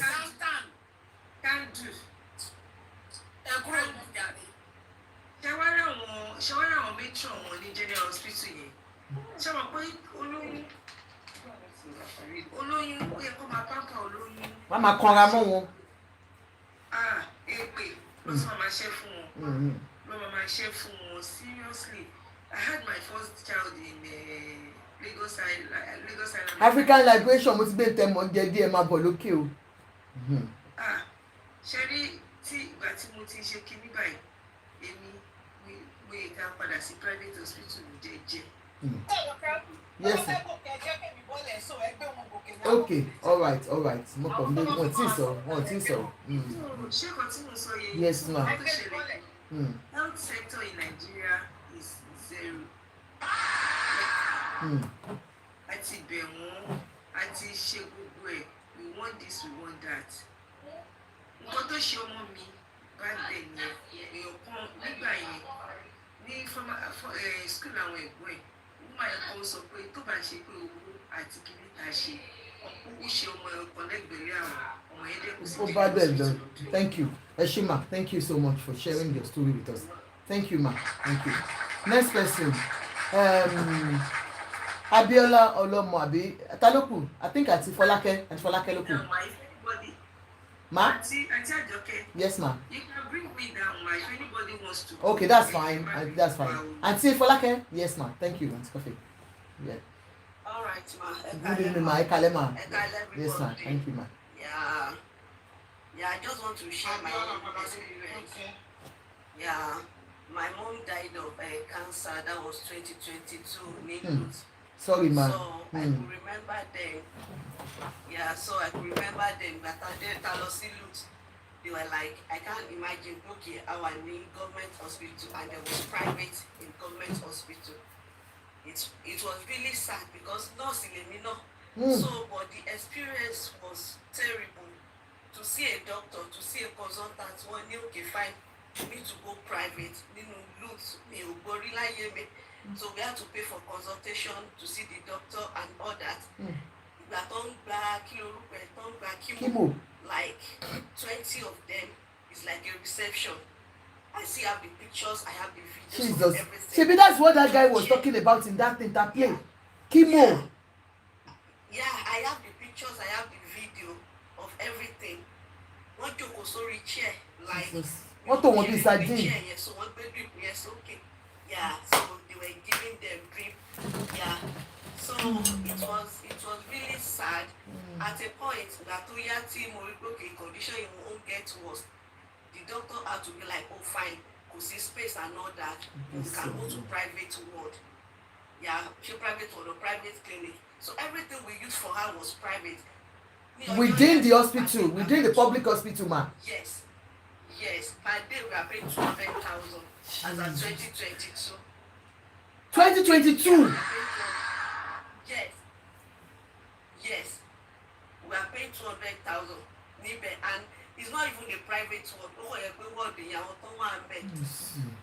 we have 10. Now, 50 like cutting the marketing one. A lot of terrible things happen. Thank God, you know, in the UK, see it. How I wish pé mo ti wà nílùú Yọkí ayé. nǹkan tó ṣẹlẹ̀ yẹn tó ṣẹlẹ̀ at least màá ní a lot of experience pé okay fine bí wọ́n ṣe máa ń care fún èèyàn lélẹ̀ ordinary strip tó fi ń ṣe sugar level nọ́ọ̀sì ló ń ta nọ́ọ̀sì ló ń ta oxygen àwọn nọ́ọ̀sì ló ń ta oxygen yeah wọ́n máa wá oxygen wọ́n máa wá increase ẹ̀ then pé ìgbà míì in a day wọ́n máa lo 3-4 oxygen at a point why tó yẹ pé 20,000 ẹ máa yeah ó ní why tó yẹ pé máa increase oxygen yìí ìgbà tó yà ìjà there was a night oxygen tán àwọn tó ń ta oxygen ti kúrò I had to call ibi iṣẹ́ mi lẹ́gbẹ́ dá sí lù bíyèsí ọlọ́run wọ́n ń ta oxygen fún yín ní hospital àwọn nọ́ọ̀sì ló ń tà àwọn nọ́ọ̀sì ló ń tà káàdẹ̀mẹ̀ ta oxygen fún wa at a point mo pe dókítà mi ibi iṣẹ́ pé ẹjọ́ torí ọ̀nà ẹ̀kan ìjọba ń dánwó ní oxygen méjì ẹgbẹ́ yábílẹ̀ ọkàn tó bá máa fi ṣàrọ̀ ọ̀la màá ra ẹ̀mí padà just for her to survive pẹ̀lú gbogbo ẹ̀ náà wọ́n ní okay fine there was fluid in her chest àgbé wọn lọ sí theatre and all that eléyìí tó wá dùn mí jù ní wípé at a point mo sì mú ọtí ẹ wọn respond sí anything wọn èmi náà ti mọ̀ pé fine it's just grace of God no fit lè survive and this doctor came to us telling us pé okay fine I ní láti gbé wọn lọ sí ICU I was like okay fine where is the ICU only outside loot and go to pay 1.5 million omi pọ́ lójú mi pé God what kind of life is this so àwọn ẹ̀gbọ́n mi was like oh let's do money ẹ má wọ̀ ní àwọn ilé ìfọ̀fẹ́ gbowó lọ́wọ́ wa ni wọ́n ní wọ́n fẹ́ gbowó lọ́wọ́ wa ni I know ẹ̀sìn mi náà ti lẹ́ experience ṣé tí o kò respond mo tẹ́ bá já wọn lẹ́ẹ̀kan náà wọ́n tiẹ̀ kò sí kankan mọ́ ẹ̀yọ́ ọmọ gbòde within few hours ó máa kú so the doctor kept coming pé okay how far ṣé wọ́n ti wà á lẹ́jẹ̀ ṣe kíníkan mo ní sí ẹ jẹ́ ká fẹ́ everything sọ́wọ́ náà we are not ready àti náwó fine but ó dẹ̀ kù sọ́wọ́ náà ó ní okay so tá bá gbé wọn débẹ̀ if anything happen are you guys going to refund the money back the guy said no ó dúró until my mom passed away after few minutes so I was like wow so this is nǹkan tó ń ṣẹlẹ̀ láwọn government hospitals eléyìí so I felt so bad but when I got to this country wow pé wow so gbogbo àwọn kan tẹ́ kókè o tó jọ wá lójú ìkọ́tẹ́ ọkọ̀ máa ń wò ní Nàìjíríà kókè bóyá nǹkan gbé yàrá tó jọ wá lójú a lot of people going on with diabetes a lot of things níbi báyìí mo ṣiṣẹ́ ní care home wọ́n máa ń wà happy and all that kò sí reassurance ní Nàìjíríà kò sí anything we as in I don't know they need to train people wọ́n ní láti train àwọn èèyàn láti ní sympathy and empathy for people not just okay maybe because of owó kí náà sì máa ta oògùn kí náà sì máa ta injection èló náà ta strip sugar level maybe 400 naira ni wọ́n ta pack àwọn ní wọ́n máa ta strip ẹyọ kan ní iye pack so àwọn náà ìbẹ̀rẹ̀ àwọn náà ti ń gbé ohun wọn so God it all sad honestly all sad when I go to this country mo pe oh no we have a long way to go in that country a long way to go ó dùn mí though there's nothing we can do about it because there are a lot of people here that wọ́n ní cancer and they are still living okay and all that but pẹ̀lú kókè ní Nàìjíríà negligence and a lot of things that wọ́n fi ń pa àwọn èèyàn dànù so that the experience in there because I don't want to go deep because I think Auntie Folake, I could even hear it from your voice and for every one of us here you understand we can feel your pain we empathize with you okay and you know Ọlọ́run ọba á jẹ́ kí mọ́mì kí wọ́n sleep well lọ́run lágbára Ọlọ́run ọba gbogbo ṣe wọn Ọlọ́run àpamọ́ and I can imagine you being a daughter and you are there seeing your mommy dying helplessly do you understand you did everything possible if in a public hospital they still have private wards that you have to pay for and then I even want to ask Nigerian government Lagos State for now do you still operate ICU that you have to pay for the ICU because he said in 2022 they had to pay they were meant to pay for ICU intensive care units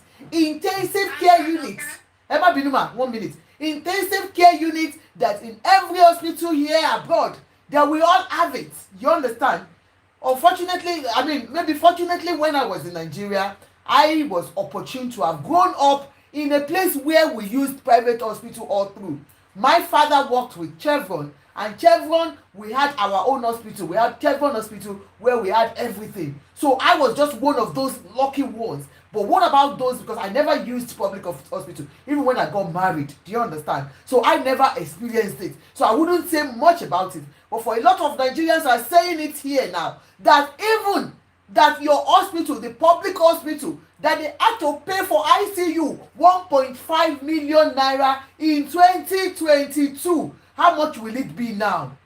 If in 2022 they had to pay 1 point, she didn't do it because she knew there was no hope for her mother. Most of these hospitals here abroad, like I said in Nigeria when I was in Chevron hospitals, we have all these ICUs. We had them, so I know about ICUs. Do you understand? I never went in there, thank God. And my mother, I think my mother went to ICU too and all that. But in most of these hospitals, they have it. So what happens to our own public hospitals? Why do you have to pay? And they said it is not within the hospital. You have to take the patients out. This is pathetic. This is pathetic. Emma Sorola and see.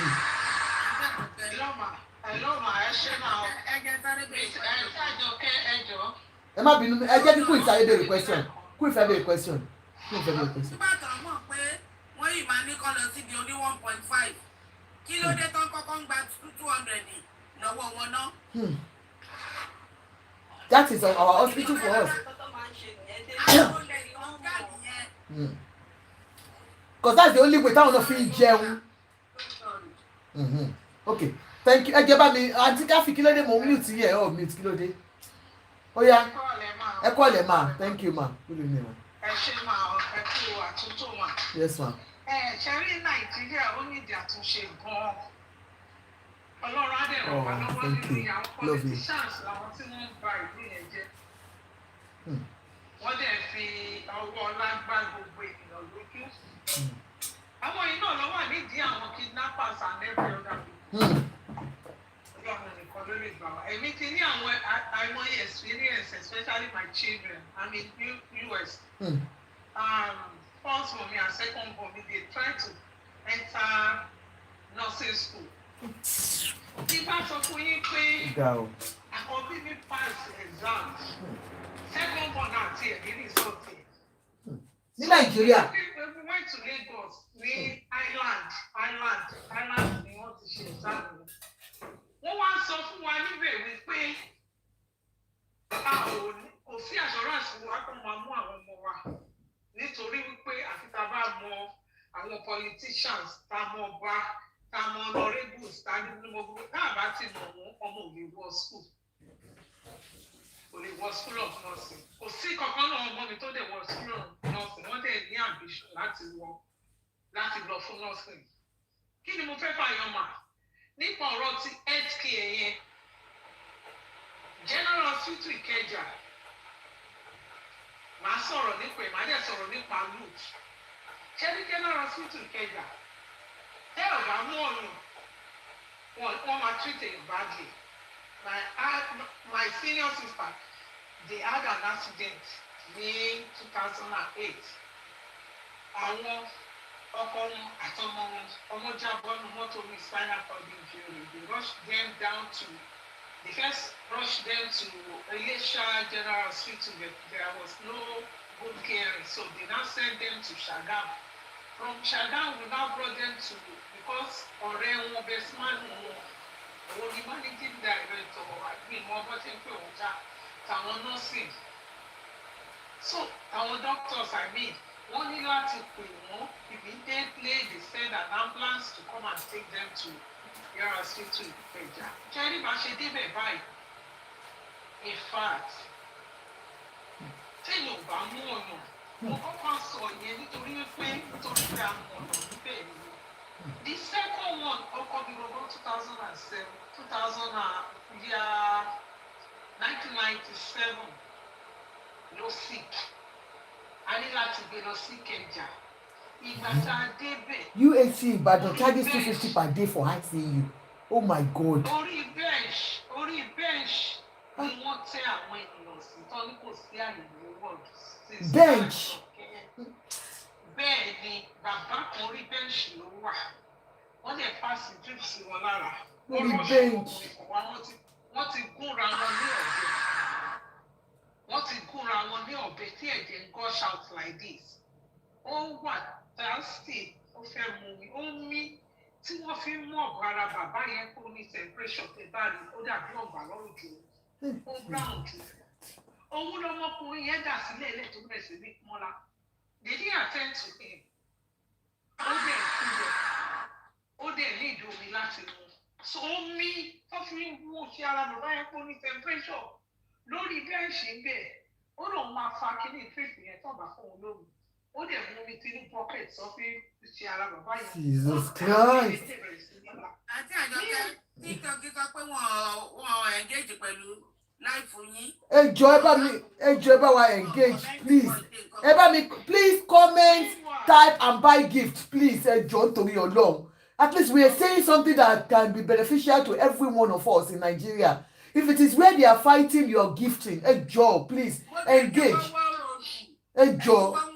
If everybody want one roast, if it is only one roast, give us please. It's just the engagement we need. Auntie Kem, love you sis always. I love you darling sister. Please help us to engage the life please. Ẹ jọ̀ọ́. If it's one roast, one donut, one food, ẹ jọ̀ọ́. And then please power tap.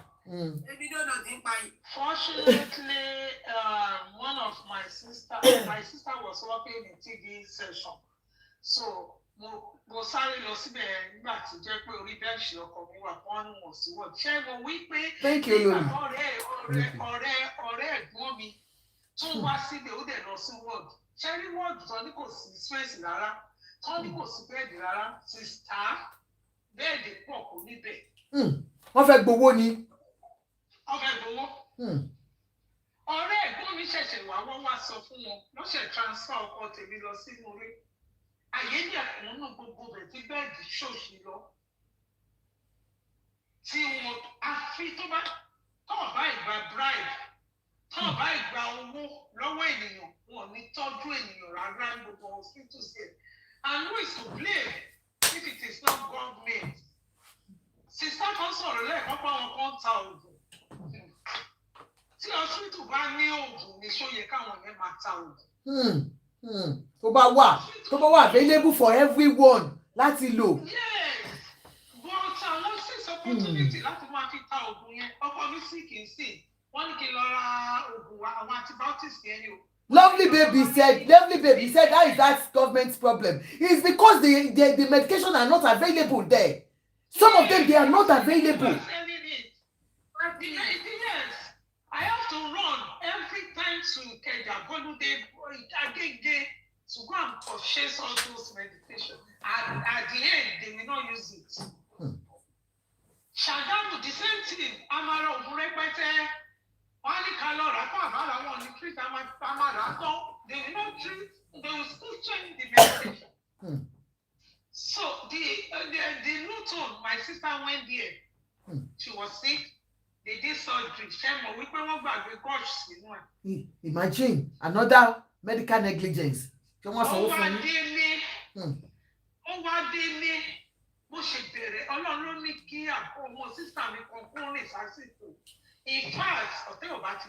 Thank you, gifters. Thank you so much. Thank you for engaging my life. Thank you.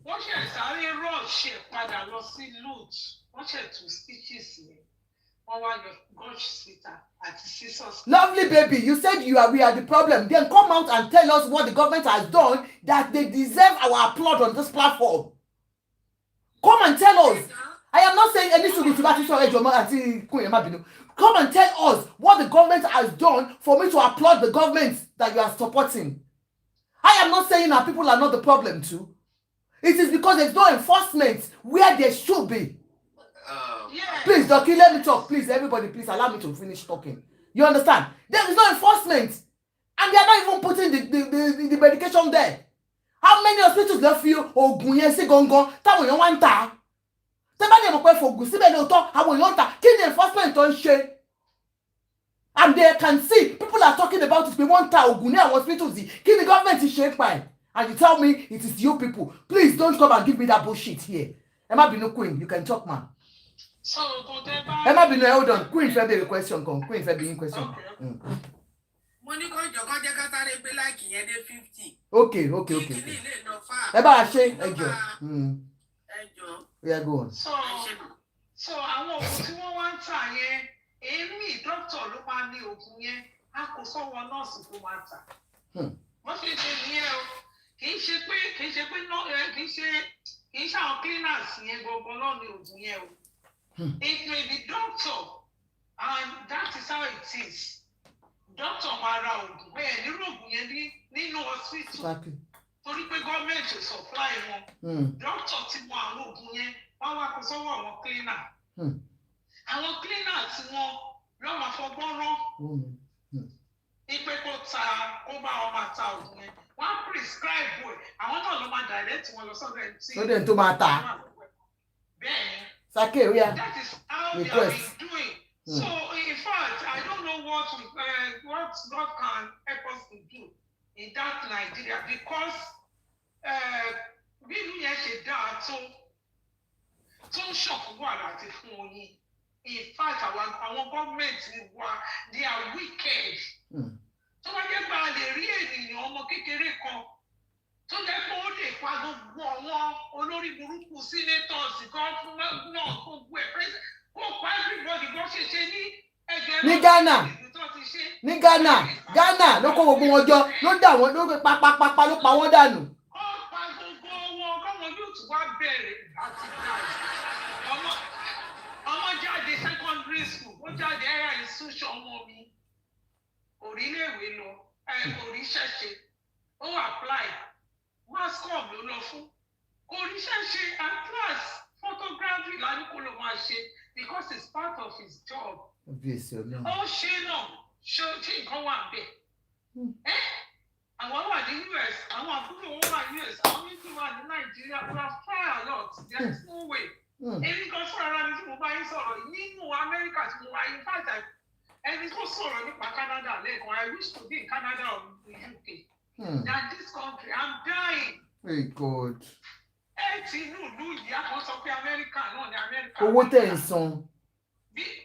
Thank you my sister mo ṣẹ̀ṣẹ̀ ra lé ní last year ilé tí mo ra problem mi.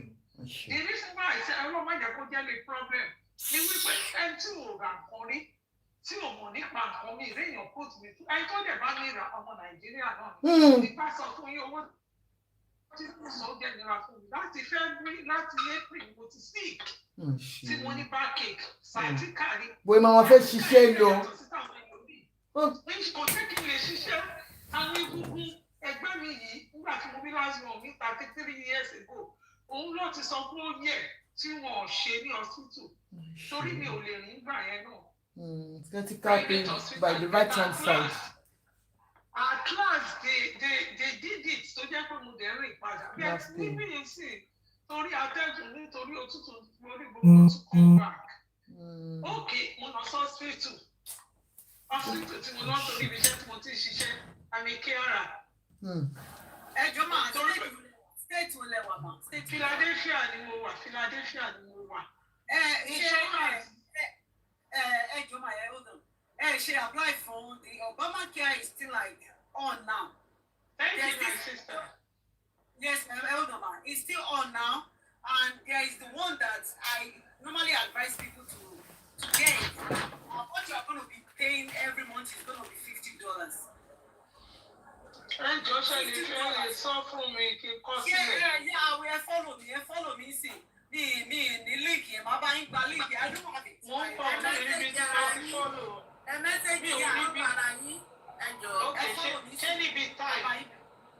Can it be talk or type? Type long. What you follow you see, tell orúkọ mi Jumi ẹ kẹ́ follow yín. Èmi ti follow yín sí. How time mo follow? Kí lorúkọ yín mà? Kí lorúkọ yín? Ẹ̀dá wa dúró.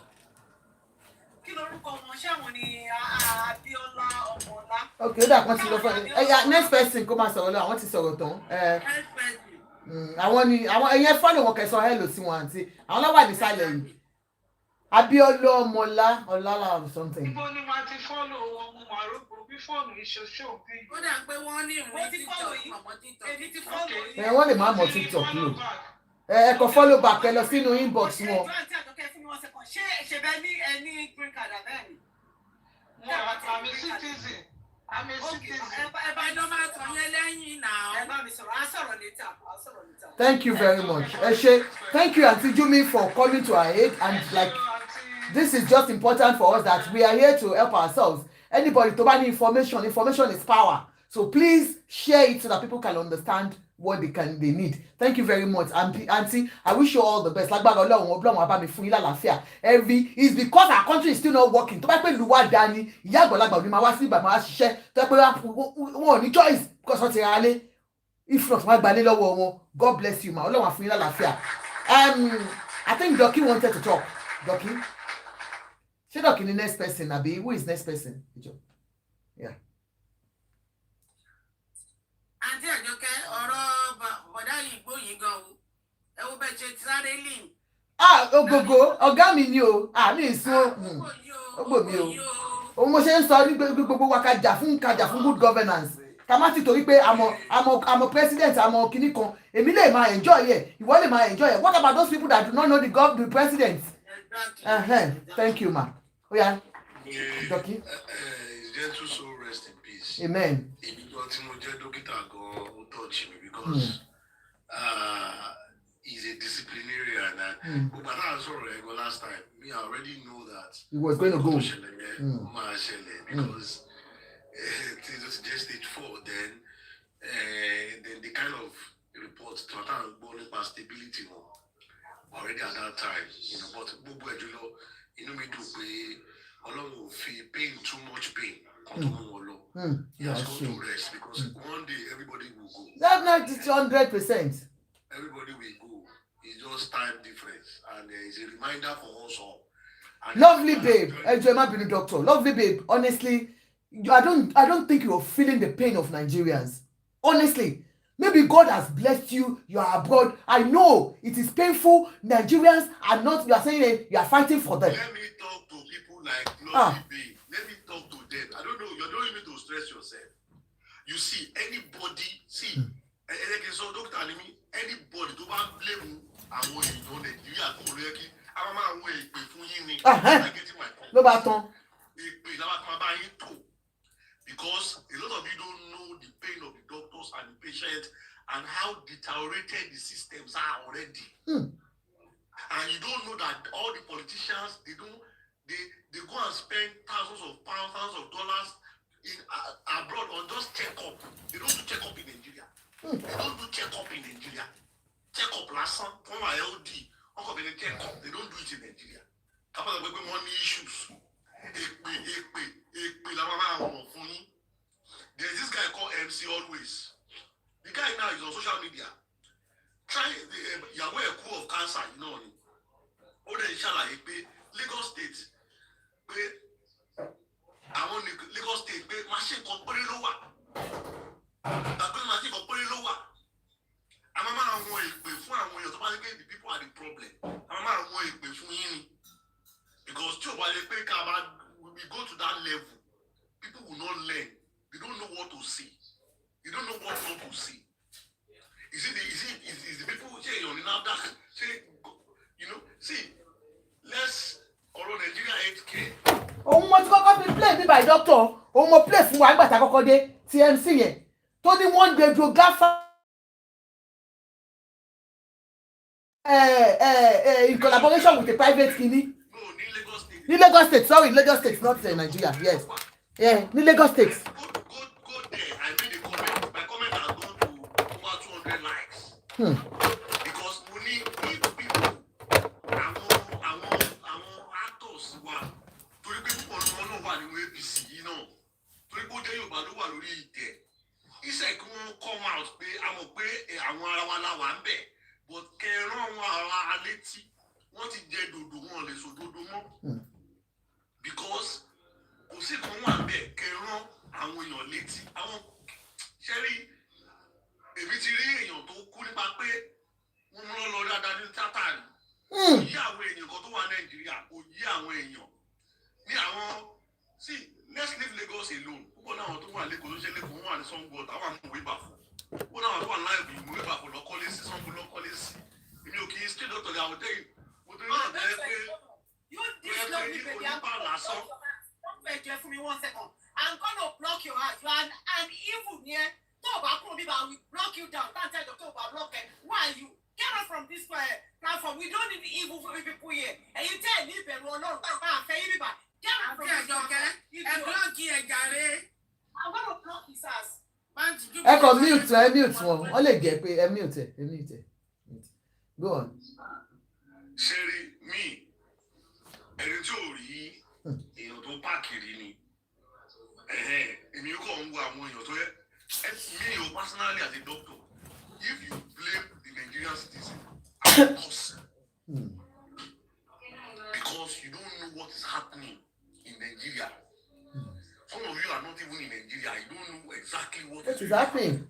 You just come and blab and say nonsense of what you don't have an idea about. Sherry ọ̀rọ̀ yìí, òjọba ló ti wọ́ wá. Let's start from the healthcare system of Nigeria. I was telling somebody that if I am made the commissioner for Lagos State for health alone in Lagos, I know what to do. Any other cross crew, I know what to do. I will decentralize the healthcare system of Lagos. Local governments, I saw a document, each local government in Nigeria, they can create their own nursing school. But document is just 2 years ago now. No local government act the lori. Imagine, let's say Shomolu Bariga had his own nursing school. It will reduce quackery. People will go for 18 months midwifery course. That's my money. People will go for a nursing school. Nursing school, nursing school. In fact, nursing school during the COVID time. Thank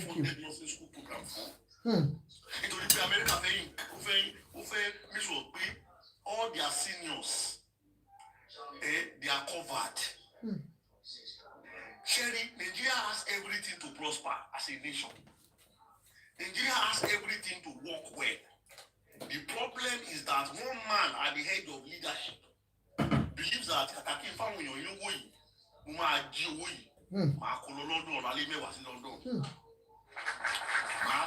Canada, France. The problem is that I want to tell you, because I want to share in the healthcare sector there so sharing from education level to every level. In fact, what is deteriorate God? Àwọn doctors bá ti tún wọlé táwọn doctors fi Nàìjíríà lẹ̀ tí ó ti kọ́ bí ara sí gbogbo púpọ̀ àdámáwá. Do you know how many patients are being misdiagnosed? Ogogo was misdiagnosed. Of course. Because if he was not misdiagnosed, how can you be treating ulcer when it was cancer? Àwọn kan wà wọ́n ní cancer báyìí wọ́n ti mọ̀ because cancer can exist at stage 0 to 4 ní. Ṣé báyìí sọ̀rọ̀ àwọn kan ní cancer lára wọn báyìí? But nítorí pé they don't go for health check-up. There's no routine check-up per year. The mentality of the people was created by a failed government, failure of the government. Look for mentality and way you. Some of you understand wípé ó yẹ kí n lọ sí hospital pé mo wà okay, no lo take am lọ́dún twice a year at least. Ọkùnrin tó bá jẹ́ over 40 go for PSA. Go for different cancer screening tí wà. Obìnrin lọ fún pap smear. Mammogram. So they are about so nonsense making. I'm a beg before me. I want to even do a video when I saw that MC always that on a lighter note that I want to come and invest in Nigeria health sector.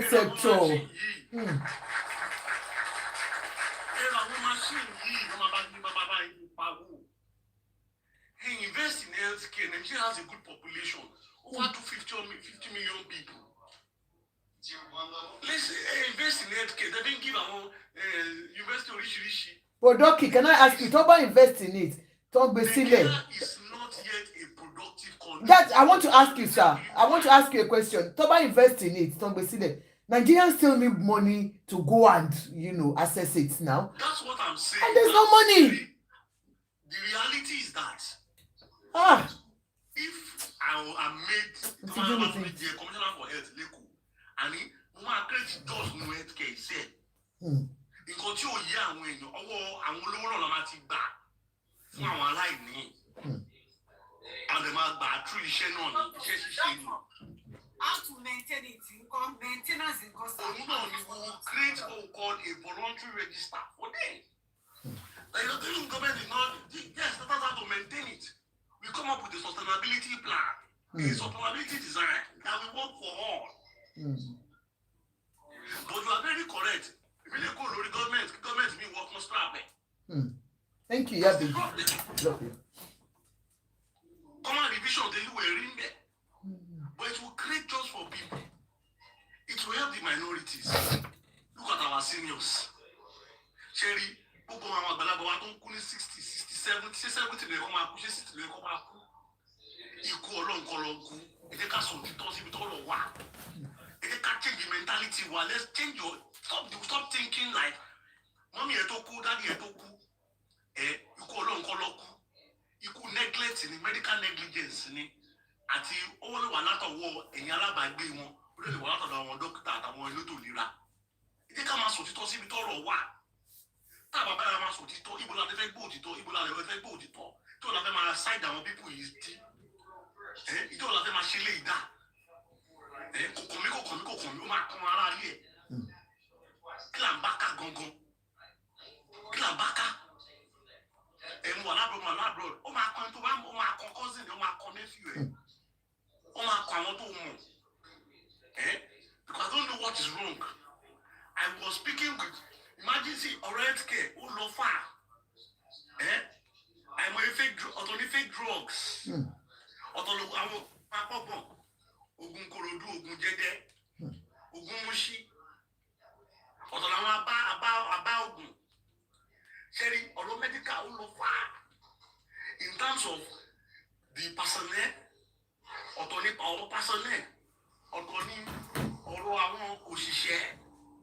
Even the bá lọ sí general hospital mi, ẹ máa rí tó máa ń polówó àwọn ìjọba kò dáa, ẹ máa kò yẹ kó wà láwọn ọdún, ẹ máa láwọn alágúngun àwọn abá people nínú hospital ń gbà mí, ní àwọn clinic kọ̀ọ̀kan máa jókòó sọ́wọ́ ẹ̀yìn. Nigeria kìíní ó ti bàjẹ́, ó ti yọ̀dín. Ọ̀tọ̀ ní fake drugs, you will be shocked that àwọn big hospitals wọ́n stock àwọn big pharmacy tẹ̀yìn pé tí mo bẹ dárúkọ wọ́n stock fake drugs torí àwọn gan-an lè mọ̀. Ẹlẹ́gbẹ̀ẹ́ sọ fún mi, àwọn pharmaceutical marketers yẹn, wọ́n máa pa argumentin original, wọ́n á papọ̀ mọ́ fake, wọ́n á rà gbogbo wọn á sí ilẹ̀. Báwo ló yẹ fẹ́ mọ̀? Because NAFDAC tó yẹ kó ti take care láti ilẹ̀ gangan ti compromise. I said it before. So can record this live and share. The DJ of NAFDAC should resign. The DJ yẹn ti darúgbó kó lọ jókòó kó máa tọ́jú ẹ̀. She's a professor ọ̀gá ló tẹ́sí wa, but yẹn ti dàbí yẹn mú kó tó ń ṣẹlẹ̀ ní the country at all. She's elderly. She needs rest. She doesn't that role. I don't think she's physically fit and for that role. But they don't give people on merit alone. It's on who you know. The rate of fake drugs in Nigeria kò ṣe kó lọ́wọ́lọ́wọ́ yìí. Wà á máa tọ́jú malaria 3 times 4 times in a month. Ṣé wọ́n ń gbọ́kọ̀ wá ní malaria? Wà á máa tọ́jú ibà, typhoid irọ́, a lot of things. Ṣẹ̀rí àwọn láàbù mi ní sí Nàìjíríà patient kan wá lórí wá mẹ́sẹ̀ ní bóun ní kíní kan. As a doctor, you have to tell them to go for second opinion. Listen, torí àwọn reagents tó fi ń check kíní fake ló pọ̀ jù náà àwọn reagents tó máa fún wọn ní wrong kíní tó yẹ kó jẹ́ negative and positive tó yẹ kó jẹ́ positive máa fún wọn negative. So there's no sector that is not affected. You name it. people get I'm quality coming back care. 1 minute.